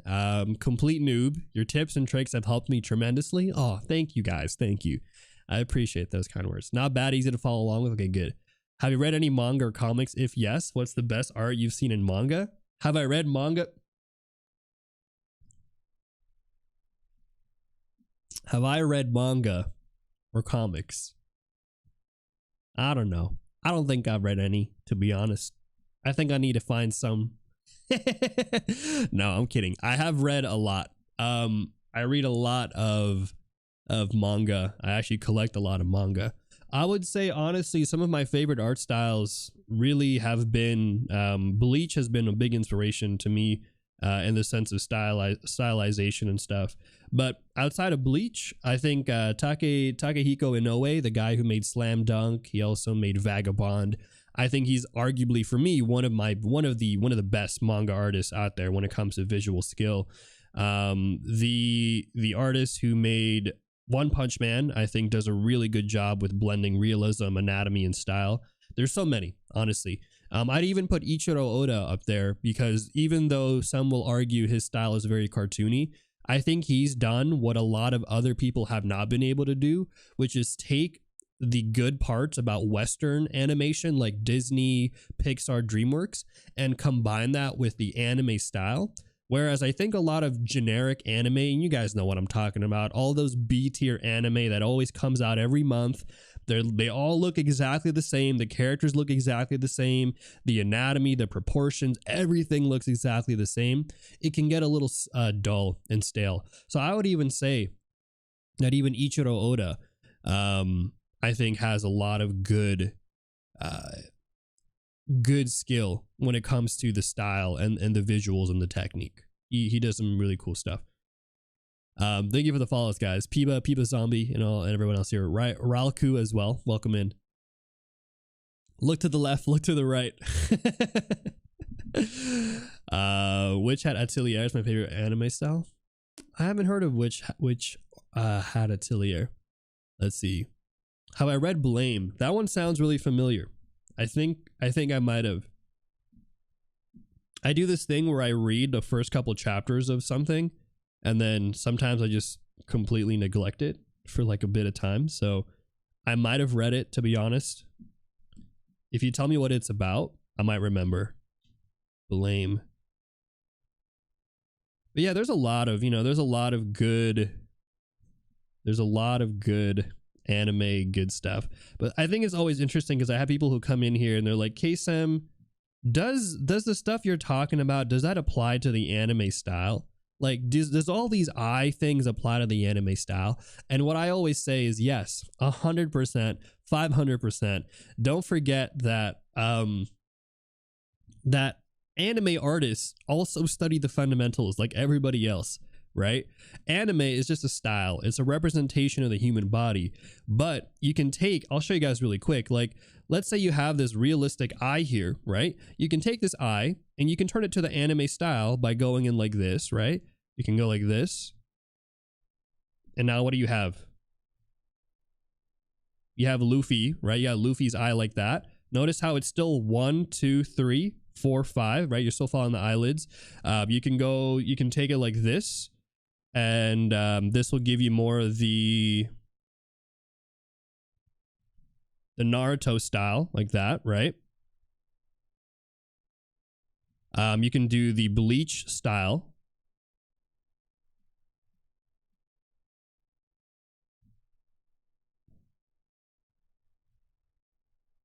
Right? And so all of these eyes still follow the same rules and structures. It's just their stylistic representations. And so oftentimes I get a lot of beginners who come in, they're like, I don't know about all this stuff about 3D forms and heads and structures. I'm not here to draw realistic stuff, Kaycem. I want to draw the anime manga style. And it's like, you're missing the point, kid. Your heart's in the right place, but you're missing the point. All the anime artists, manga artists, animators who work on stuff, they also learn the fundamentals. Animation and the anime style really is just about, the reason why it looks so simplified, a lot of it has to do with the budget, right? So a lot of animation studios don't have the budget that studios like Disney have. And so what do they have to do? They have to cut some corners and think about ways to simplify the designs that they have. To make it look and feel as good, but also, you know, work within the budget that they have there. Let's see here. You got to know the rules to break them the right way. Yeah. Hangzo, Birds Fly, and Reneki. Thank you so much for all the follows today, guys. We're getting so many follows just now. I'd love to know, for those of you guys who are coming in, how did you guys find my stream today and what brought you guys here? It's a surprising amount of follows just now.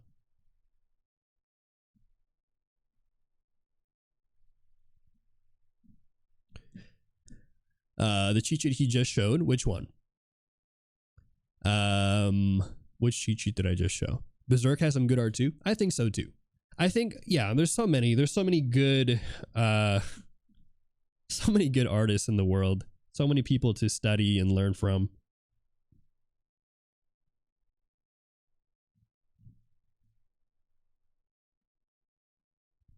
I think if you take a look at the more like seinen, like adult manga and stuff, you'll actually see that a lot of what they do is a lot more realistic.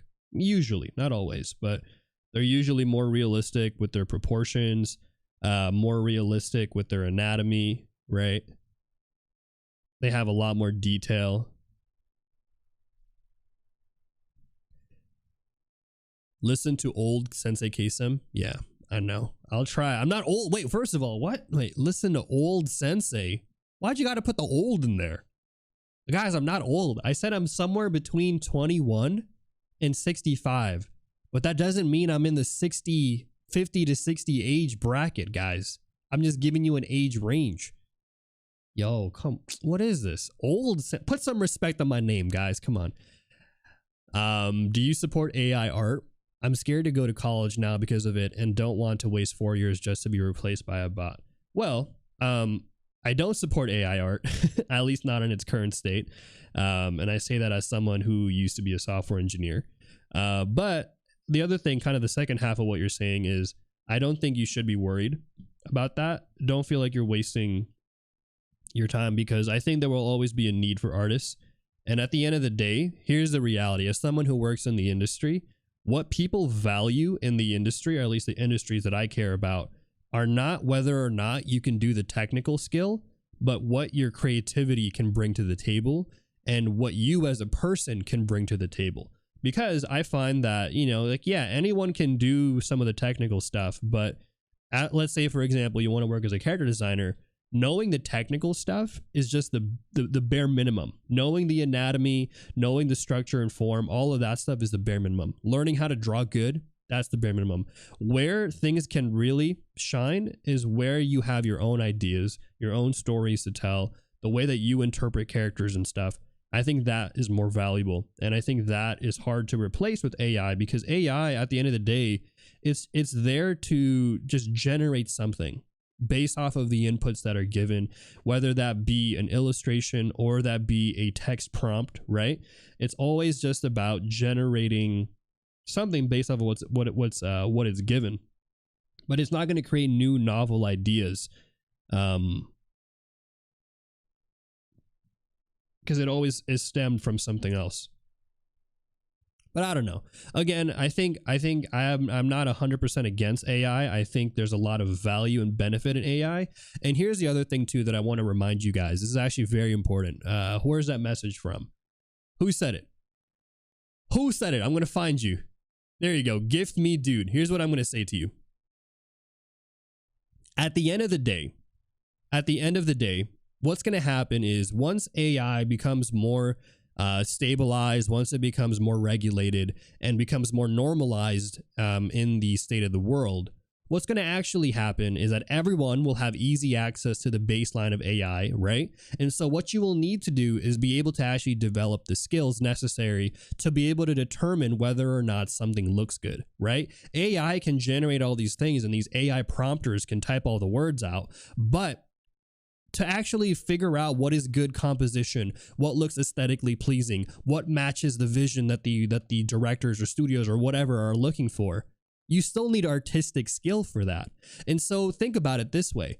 If everybody can do it, right? It's no longer a skill. If everybody can type a prompt and a word and stuff, there's going to be something that's going to be needed more to actually make it a job. Because otherwise, why would people hire somebody who can type something when they could hire somebody who can type something but also have artistic skill behind it? And so realistically, the people who are going to be benefiting the most and utilizing AI art the most in the long run are still going to be the very same artists today who actually spend the time to learn the fundamentals and really apply that further into utilizing these tools, right? You get what I'm saying? It's like, imagine it this way. If somebody just learned how to use Photoshop and learned all the tools and all the features and bells and whistles of Photoshop, but if they didn't actually learn how to draw, they're going to be really good at all the tools of Photoshop, but to actually execute on that and place your ideas and make it come to life, that is where I think artists are really going to shine.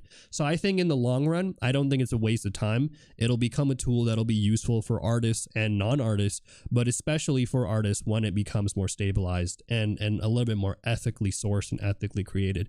Yeah. Hopefully that makes sense. Did that make sense to you guys? Again, this is just perspective from somebody who works in the industry. But maybe I'm wrong here. Thank you for the follows, Yamchan, Pip2922, T Dare, and thank you for quenching my thirst, Mr. Manfredi. And also thank you for the follow, Boli Bobo and Dino Nuggets. But yeah, let me know if that was helpful to you, to anybody here who's actually having that question. I think it's a common question I hear all the time with people who are coming in and they're like, oh man, Kaycem, I'm worried that, you know, AI is going to take the jobs and the industry and this and that. And like, what's the point of me, you know, what's the point of me spending money and doing all this? But the reality of it is I really don't think AI will be replacing the creative parts of the job. I think it might replace a lot of the menial stuff, but yeah. Oh, thank you for the gifted sub, Mr. Fire, Mr. Z Fire, and also Pip. Welcome in. Do you have ways you grow your visual library? Like, do you watch shows, observe IRL, or seek references? I do a little bit of all of those. Yeah, 100%. I think one of the best ways, so I think visual library is not just about staring at something, because we stare at stuff all the time every day. I think to really develop your visual library, not only must you look at things, but I think you also have to deconstruct things. You have to be able to deconstruct a reference and in some ways almost recreate it and focus on the things that you care about in relation to that reference. So for example, if you're going to be drawing a like this character here, right? Breaking down the proportions, breaking down the structure. Or here's another example. On my stream, last stream, we actually covered drawing dynamic poses and kind of drawing characters in perspective. And you'll notice how I break down these structures like this, because at the end of the day, for your visual library, doing something like this is more important than trying to copy the reference exactly and kind of find every single detail, right? Because if you're just copying the detail, your mind is learning, oh, this is how you draw this specific one thing. But instead, you want to take it a step back and really break down the fundamentals. What is the perspective in the scene? What are the structures? What are the camera angles? What are the proportions, right? So really thinking about those things, I think, will really help in establishing a much stronger visual library than just staring at something and or just copying something one-to-one. Thank you for the Prime sub. Hang, damn, so many subs today. Thank you guys. I really appreciate that. If you guys are subscribed today, by the way, make sure to connect your Twitch account to Discord, because everybody who is subscribed on my stream, not only do you get access to all the cool emotes and all of that stuff, but you also get access to 3 of my courses that I made last year in 2022. One will cover character fundamentals. The other one will cover character design, and then the third one will cover more about industry stuff, like things to do if you're working in the animation industry, but in general if you want to do character design. So all of those are available to my subscribers. Make sure to connect your Twitch account to Discord to grab that.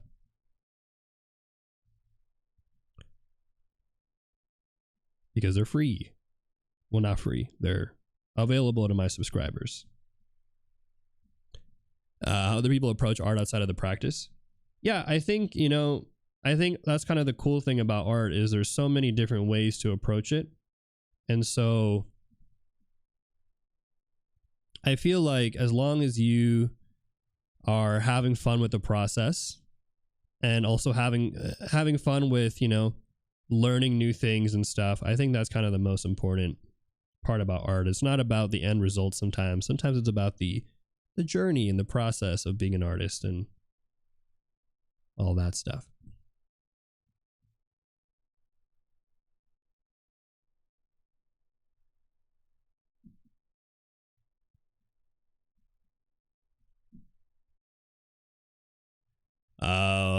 why do you think programmers are teaching AI how to code?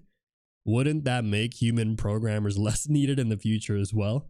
You know, I think it's an interesting thing because in some ways I think it has to do with people trying to remove simple tasks. But I also think a part of it is just sometimes we as humans, we fly too close to the sun, right? Just because you can do something doesn't mean you should. You get what I'm saying? Like, I do think that sometimes engineers and, you know, people in this pursuit of AI technology and stuff, I think they might be doing a little too much. If AI is taking over industry, might as well do what you love and enjoy. That is my take. Yeah, you know, just do what you enjoy, and there will always be a want and a desire for artists and stuff. I think personally, like, you know, yeah, there's gonna be some studios, there's gonna be some industries that are gonna be like, yeah, we don't want to hire artists, we want to just, you know, we want to just use AI and stuff, and that's fine. You know, that will happen. That's just the reality of it. But yeah, don't work for those. Don't work for those places. Work for the places that care about that, and for the people who are also interested in that too, right?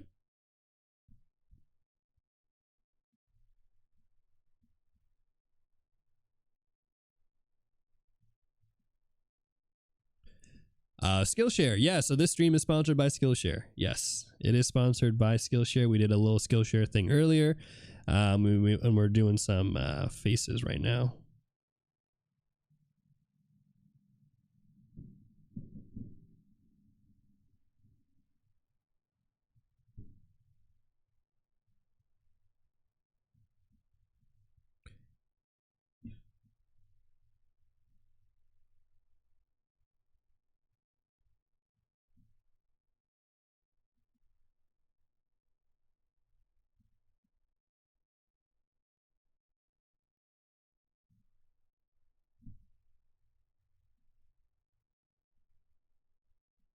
Okay. It's all good. Thank you for quenching my thirst. But okay, let's talk a little bit about mouths, or let me do the hair really quick, and then we'll talk about mouths and kind of the thing that I wanted to save here for the this last portion here before we jump into.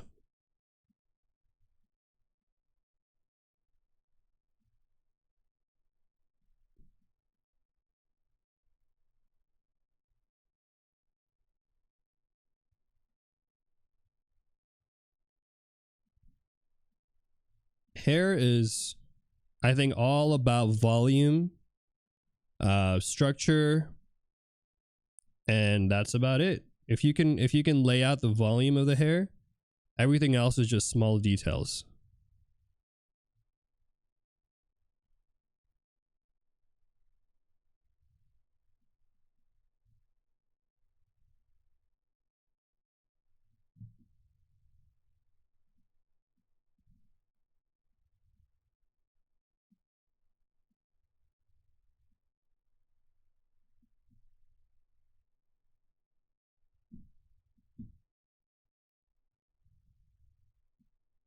Cool. There you go. Did I watch a new Flash trailer? No, I did not. Is it good? I've not seen it. But let's see here. Let me move this lip up a little bit.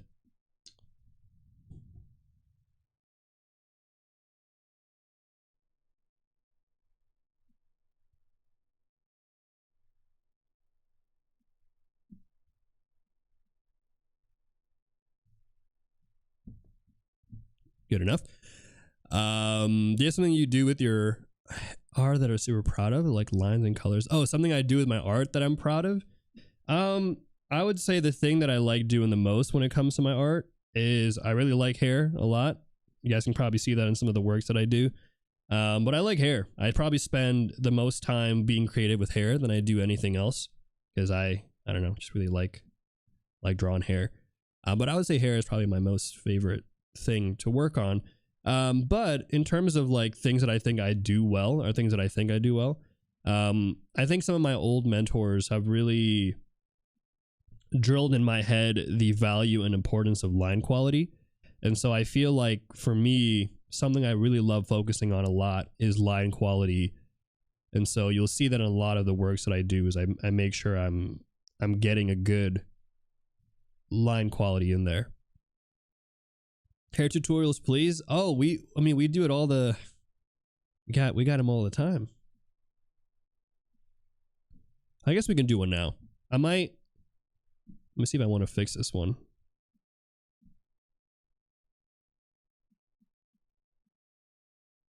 Okay. Yeah, let's go talk about that really quick. But first, I want to talk about Jaws maybe. Now let's go draw this face out first again. And then we'll talk about some hair and stuff as well. And then let me give a quick little intro of myself for those of you who are here for the first time. Welcome into the Kaycem crew. If it's your first time here, my name is Kaycem. I am a Filipino art streamer here on Twitch. I teach everything from anatomy to gesture to perspective, and all things related to character design. And I also currently work full-time in the animation industry for the studio that made Castlevania. And I'm also prepping to work as a character designer for shows like Castlevania, Legend of Korra, Invincible, and all of that cool stuff. So if you guys are interested in some free art education, or you're just looking to hang out and find a stream to watch on a Monday or just in the week and stuff, make sure to leave a follow. If you're watching from YouTube, make sure to subscribe and all of that stuff. How did you balance between studying computer science and learning art? I didn't. I stopped doing art. I didn't do art after I dropped out of art school. I didn't do art for a long time.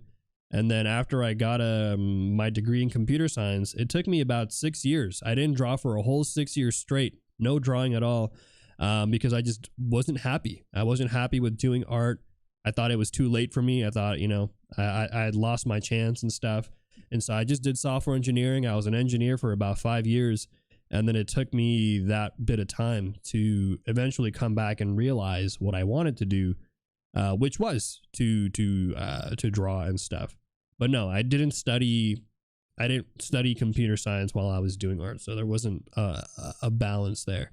Later in my career, when I was trying to transition out of computer science to doing art, then yes, I did do a little bit of balancing there, particularly in regards to drawing, in between working and stuff like that. Like, yeah, I did do a little bit of that, and I would say that was really just me, waking up early every day, spending as much free time as I could drawing, whether that was only 1 hour or 2 hours, maybe even only 10 minutes in my day to draw. I think those are the things that I had to do when I was, starting out, getting back into drawing and stuff.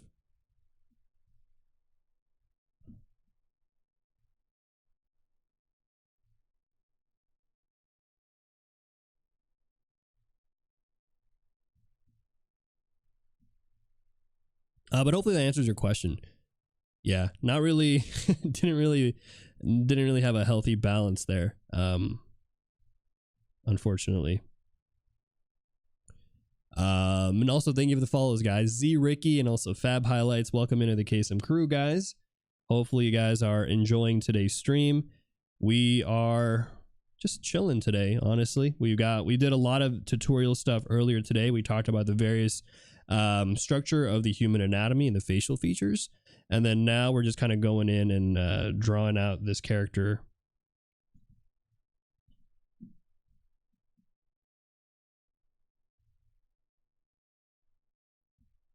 And then I'll do a hair tutorial today since a lot of you guys are requesting it. Do you still do software engineering as a hobby? No, I don't have any time.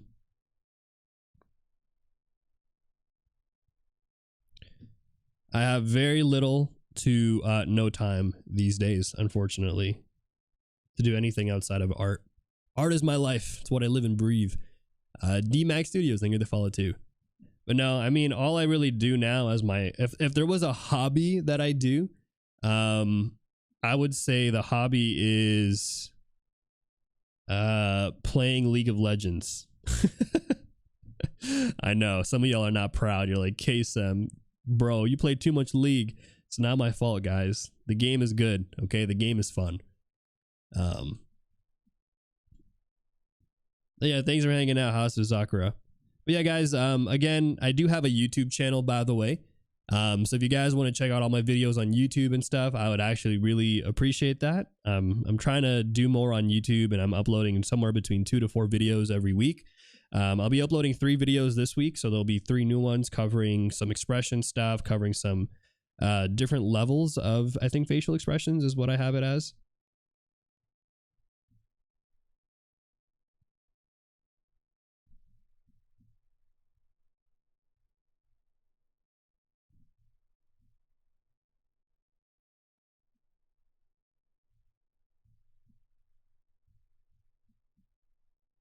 But yeah. Hobby is suffering.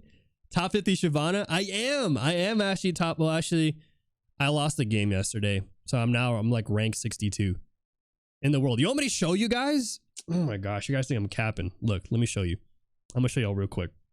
This is okay. This is Wild Rift. Okay, so Wild Rift's a little different. But hold on. Let me I'm gonna pull it up for you guys. You guys are capping. Hold on. Sorry, the game is loud. Okay, this game. How do I mute the game? League of Legends Wild Rift is blasting in my ears right now. Okay, look, I'm gonna show you guys really quick. Okay, this is Wild Rift. If you guys have ever played Wild Rift, it's a fun game. Highly recommend it.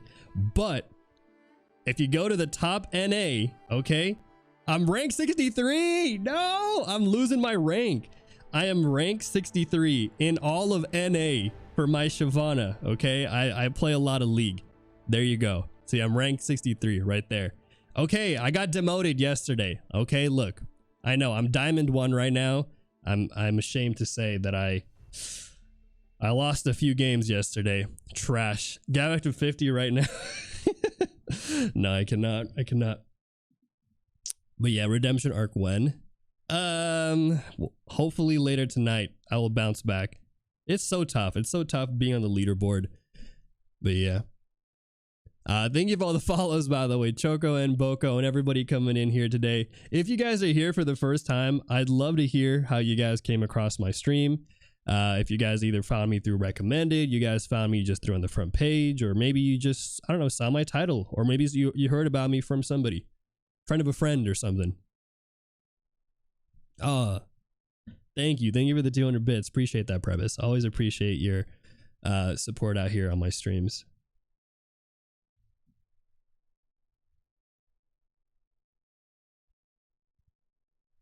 Yeah, I'd love to hear for those of you who came in here for the first time and stuff.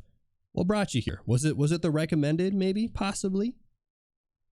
And thank you for the coming in, guys. Thank you for the follows, Hadia Dem Designer, and also welcome back in, Klopp.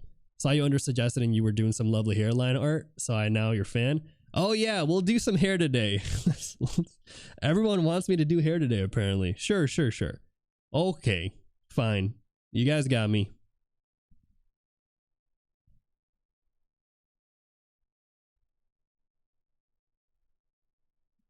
Let me just finish this one, okay? Let me just finish drawing this girl here.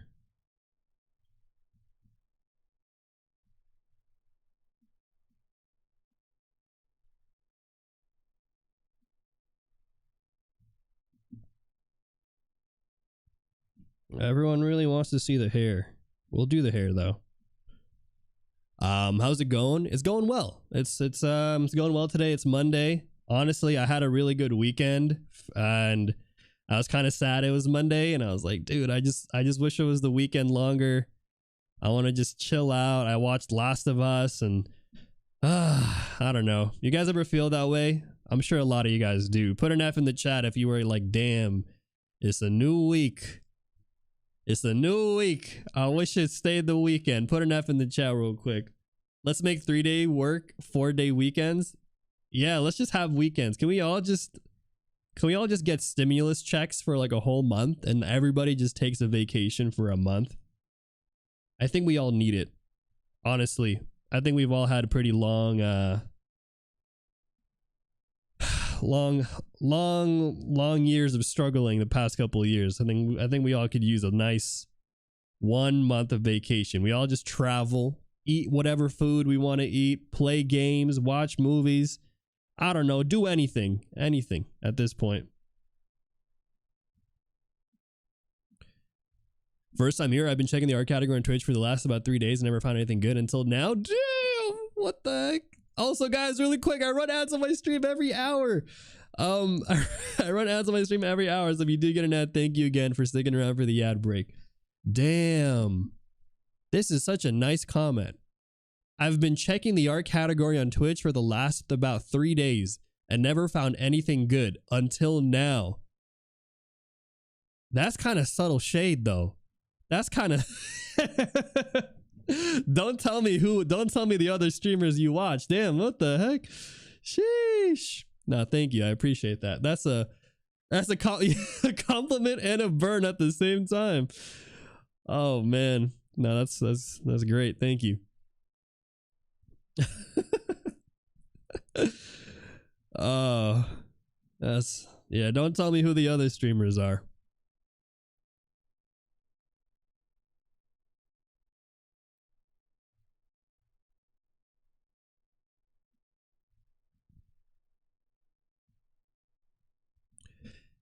In that case, nobody will draw anime for us. We will not have not to watch.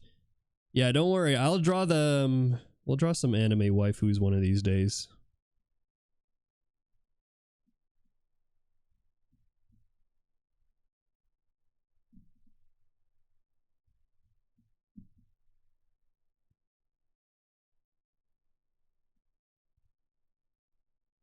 All right, guys, let's go ahead and do some hair. I just wanted to kind of clean up the line art a little bit for this face because I don't know, I wanted it to look nice. Did I enjoy working as a software engineer? I think I did for the most part. I think I did the best that I could for a job that I wasn't super passionate about. You know what I'm saying? Like, I think it was, I made the most out of it, maybe is what I'm trying to say here.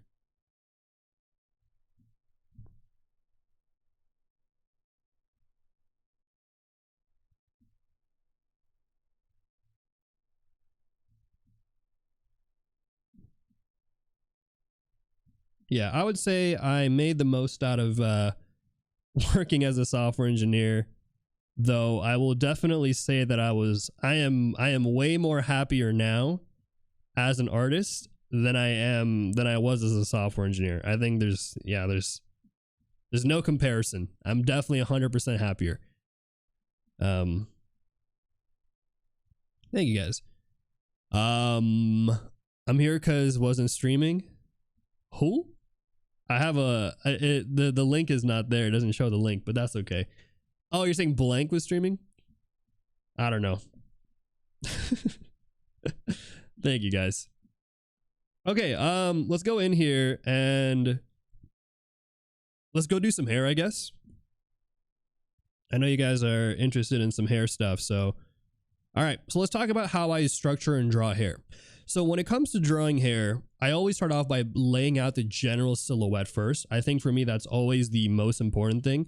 General silhouette and structure is going to go a long way for just establishing kind of the overall shape and feel for the hair. So if you feel like your hair is already not looking good because of the structure and hair, I would say this is probably the first place that you'll want to start for really cleaning up the design a bit more before you jump into all the crazy details.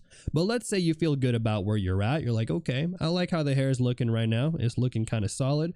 So what I'm going to do next is I'm going to go in here and I'm going to break up the hair into small, medium, large shapes while still retaining the volume that I have overall. So I'm going to go in, kind of find here, maybe this first volume like that. I'm going to kind of tuck this one back in here. On the back of the hairline there's going to be some, some strands of hair and stuff that's going to go for the back there. But overall, I'm looking for small, medium, large. So maybe we'll go in and we'll do kind of like this actually. So I'm going to kind of find that flow of the hair here where this will be the large portion like that. Then we'll have a medium portion right here. And then this right here will actually be that small portion of the hair there. So again, I'm just looking at small, medium, large shapes, trying to break these down now, but I'm still retaining, hopefully trying to retain as much of the underlying volume that I'm seeing here of the hairstyle. Now here we're going to kind of fan this one out a bit more, and maybe we'll now go in and let's try to find some more small, medium, large shapes. So maybe here, this will kind of go fan out this way. I kind of like that.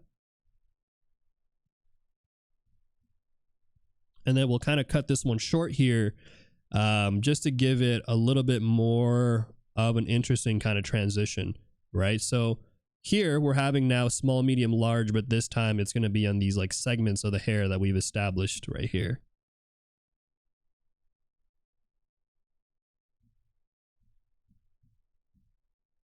So small, medium, large again. And thank you for the follows. Buggy Bean. Hey, welcome in.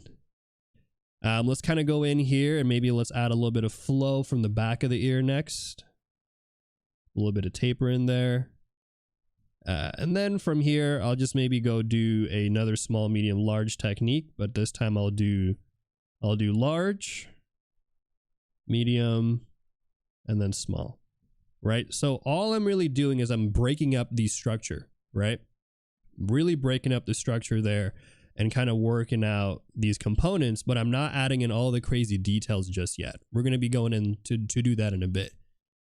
You're the dude from The Last of Us. You're saying you're the dude from The Last of Us? You're Pedro Pascal?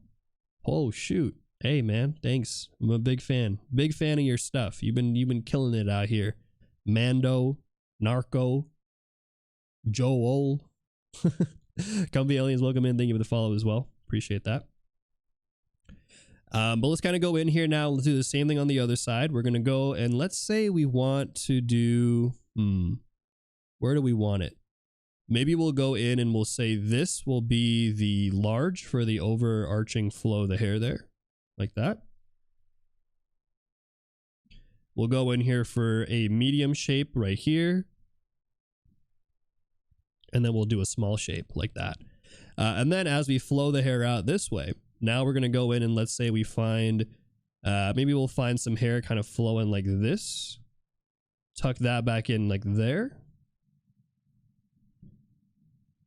Right? And then we're going to repeat the process again. So again, looking for small, medium, large shapes overall for the hairstyle here. Kind of like that. And so you can start to see how by doing this, we're already segmenting our hair out in different components. And then we're going to kind of go in and really just keep shaping these things out as we've kind of originally established the structure here. So we got here this medium shape right here, which I really like. Let's do kind of a smaller triangle shape right here to kind of curve that back in. And then we'll kind of fan this one out here like so. And that will comprise of the remaining large shape that we have there. You guys see what I'm saying? So I'm doing large, medium, small. Large, medium, small.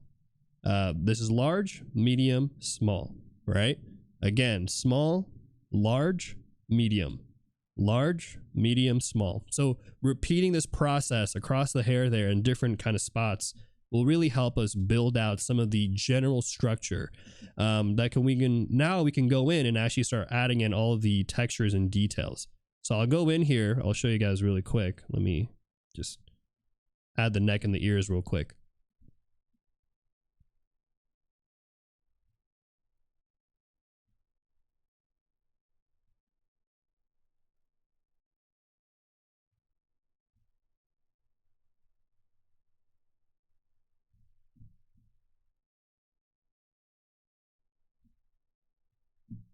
Give her an earring, a random little earring there for the negative space.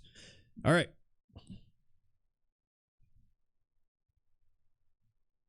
So let's go in now and let's start actually placing in all this structure.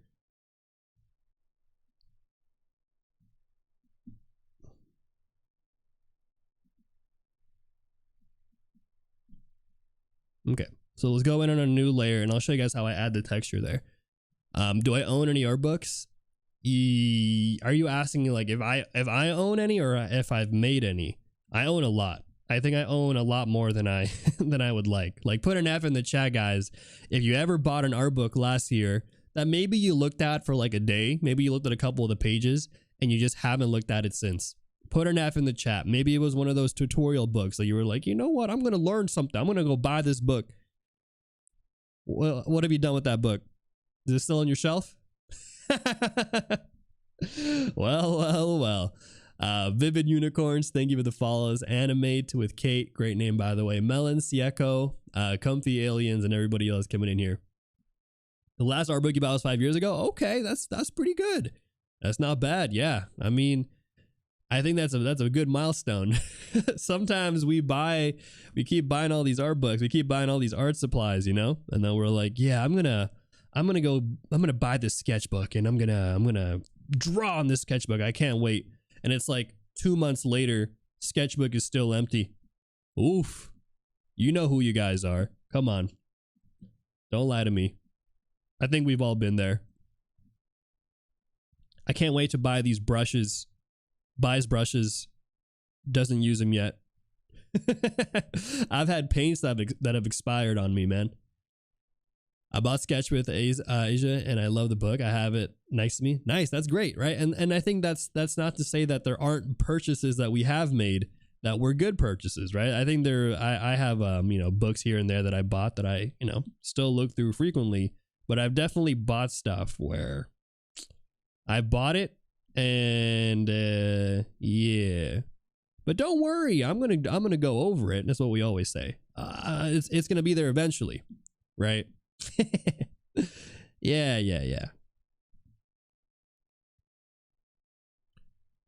What kind of brush do you use for your sketch? These are all custom brushes that I've made. You guys can actually grab these on my Gumroad. So on my Gumroad, there's a lot of different things on there, one of which are my brush packs, which surprisingly are actually doing really, really well on Gumroad. It's probably one of the more popular brush packs that exists on the platform. So shout out to you guys, because honestly, I don't advertise my brush packs anywhere except on Twitch. And so I feel like a lot of it is just you guys spreading the word, telling people about my brushes, giving good reviews and stuff. So yeah, shout out to you guys for helping support my stuff.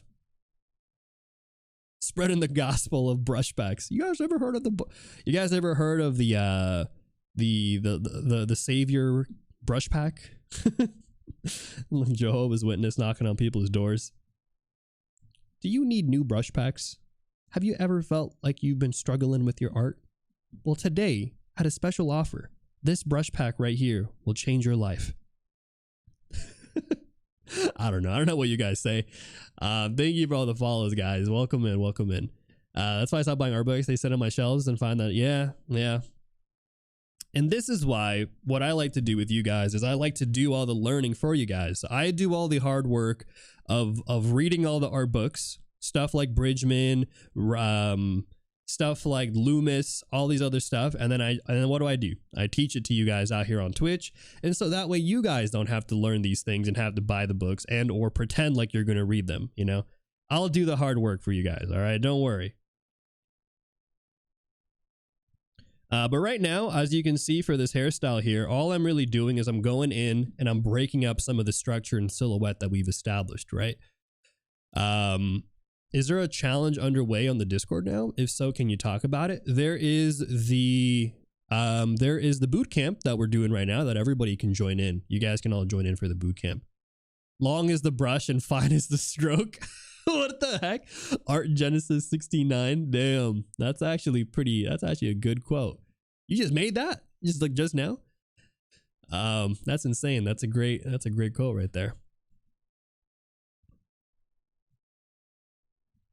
But yeah, again, I think that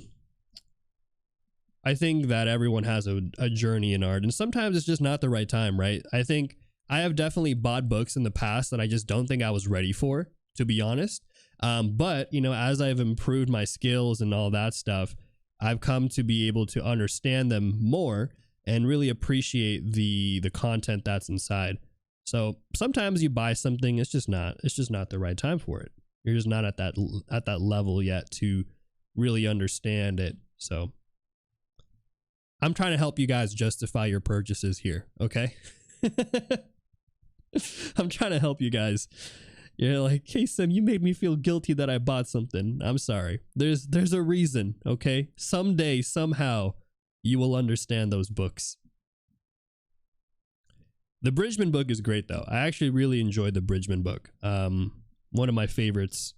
But it's a very dense book, and that's why when I teach you guys anatomy, when I show you guys how I cover anatomy, I try to simplify it and give you the casual TLDR, because I think Bridgman is great if you are already at that level, if you're already at a level where you understood the anatomy and you're looking to take it another step further.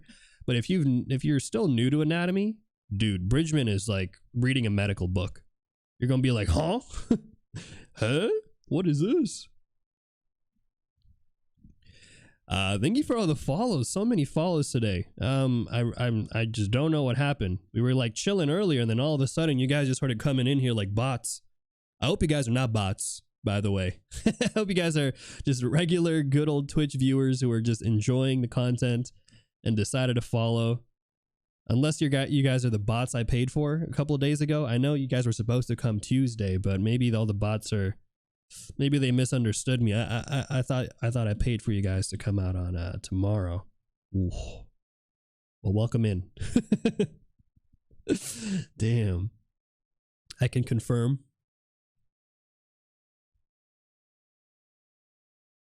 I knew it. I knew it. I knew it. Welcome in, DJ. Thank you for the 100 bits. What else in RSF while drawing? Okay. Anatomy for Sculptors is godly. It is. It is. It's actually a really good book. There's so many good books. 100%. I agree.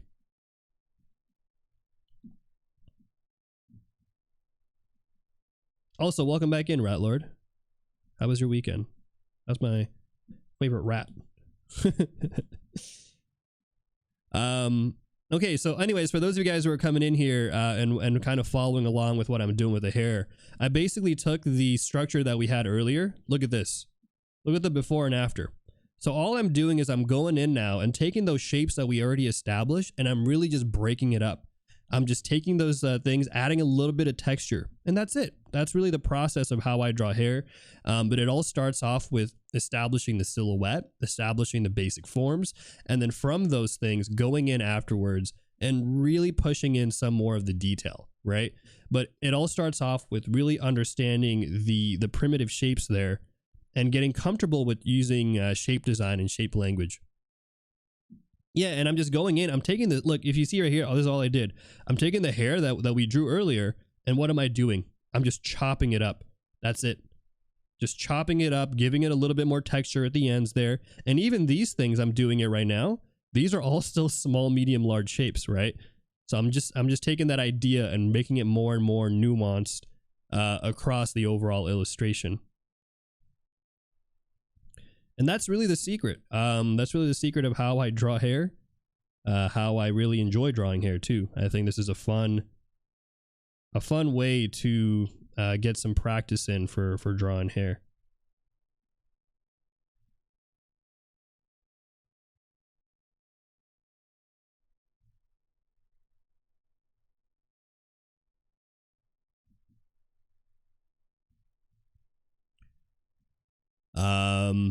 Maybe it's why my hair looks so cartoony.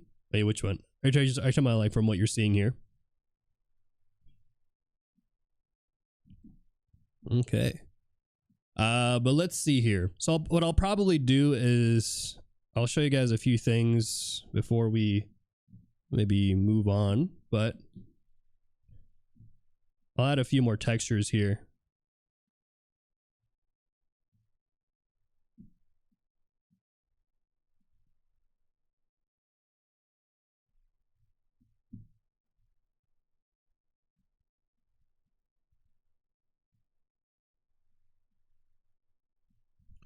Thank you for the follow, Cuber. Hey, am I drawing today? Are you asking if you should be drawing today? If you want to. I don't know. That's a good question. Are you drawing today? Are you guys drawing today? Ooh. How many of you guys in the chat have ever told this to yourself? You wake up and you're like, or like you go one day and you're like, you know what, tomorrow I'm going to draw a lot. I'm going to draw so much tomorrow. And then what happens? Tomorrow happens, and then you don't draw. Put an F in the chat if that's ever happened to you. You're like, yeah, I'm going to do it. And then you're like, yeah, maybe not today. I'll draw tomorrow instead. Tomorrow will be the day that I draw, right? Tomorrow hits, and you're like, actually, I'm going to move it to tomorrow. That's what I actually meant. I didn't mean today. I meant tomorrow. Yeah. Good old classic procrastination, am I right?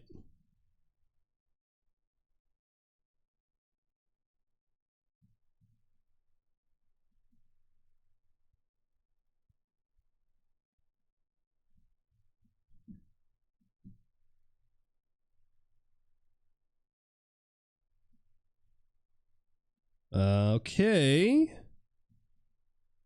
Well, let's go ahead now, and again, I'm just showing you all these textures that we're kind of slapping on here. Let me actually go like this. There you go.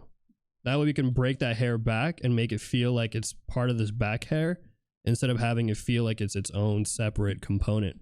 We got to watch out for those kind of things. We got to add a little few breaks here and there just to kind of give the hair some texture, but also make sure it still flows from left to right.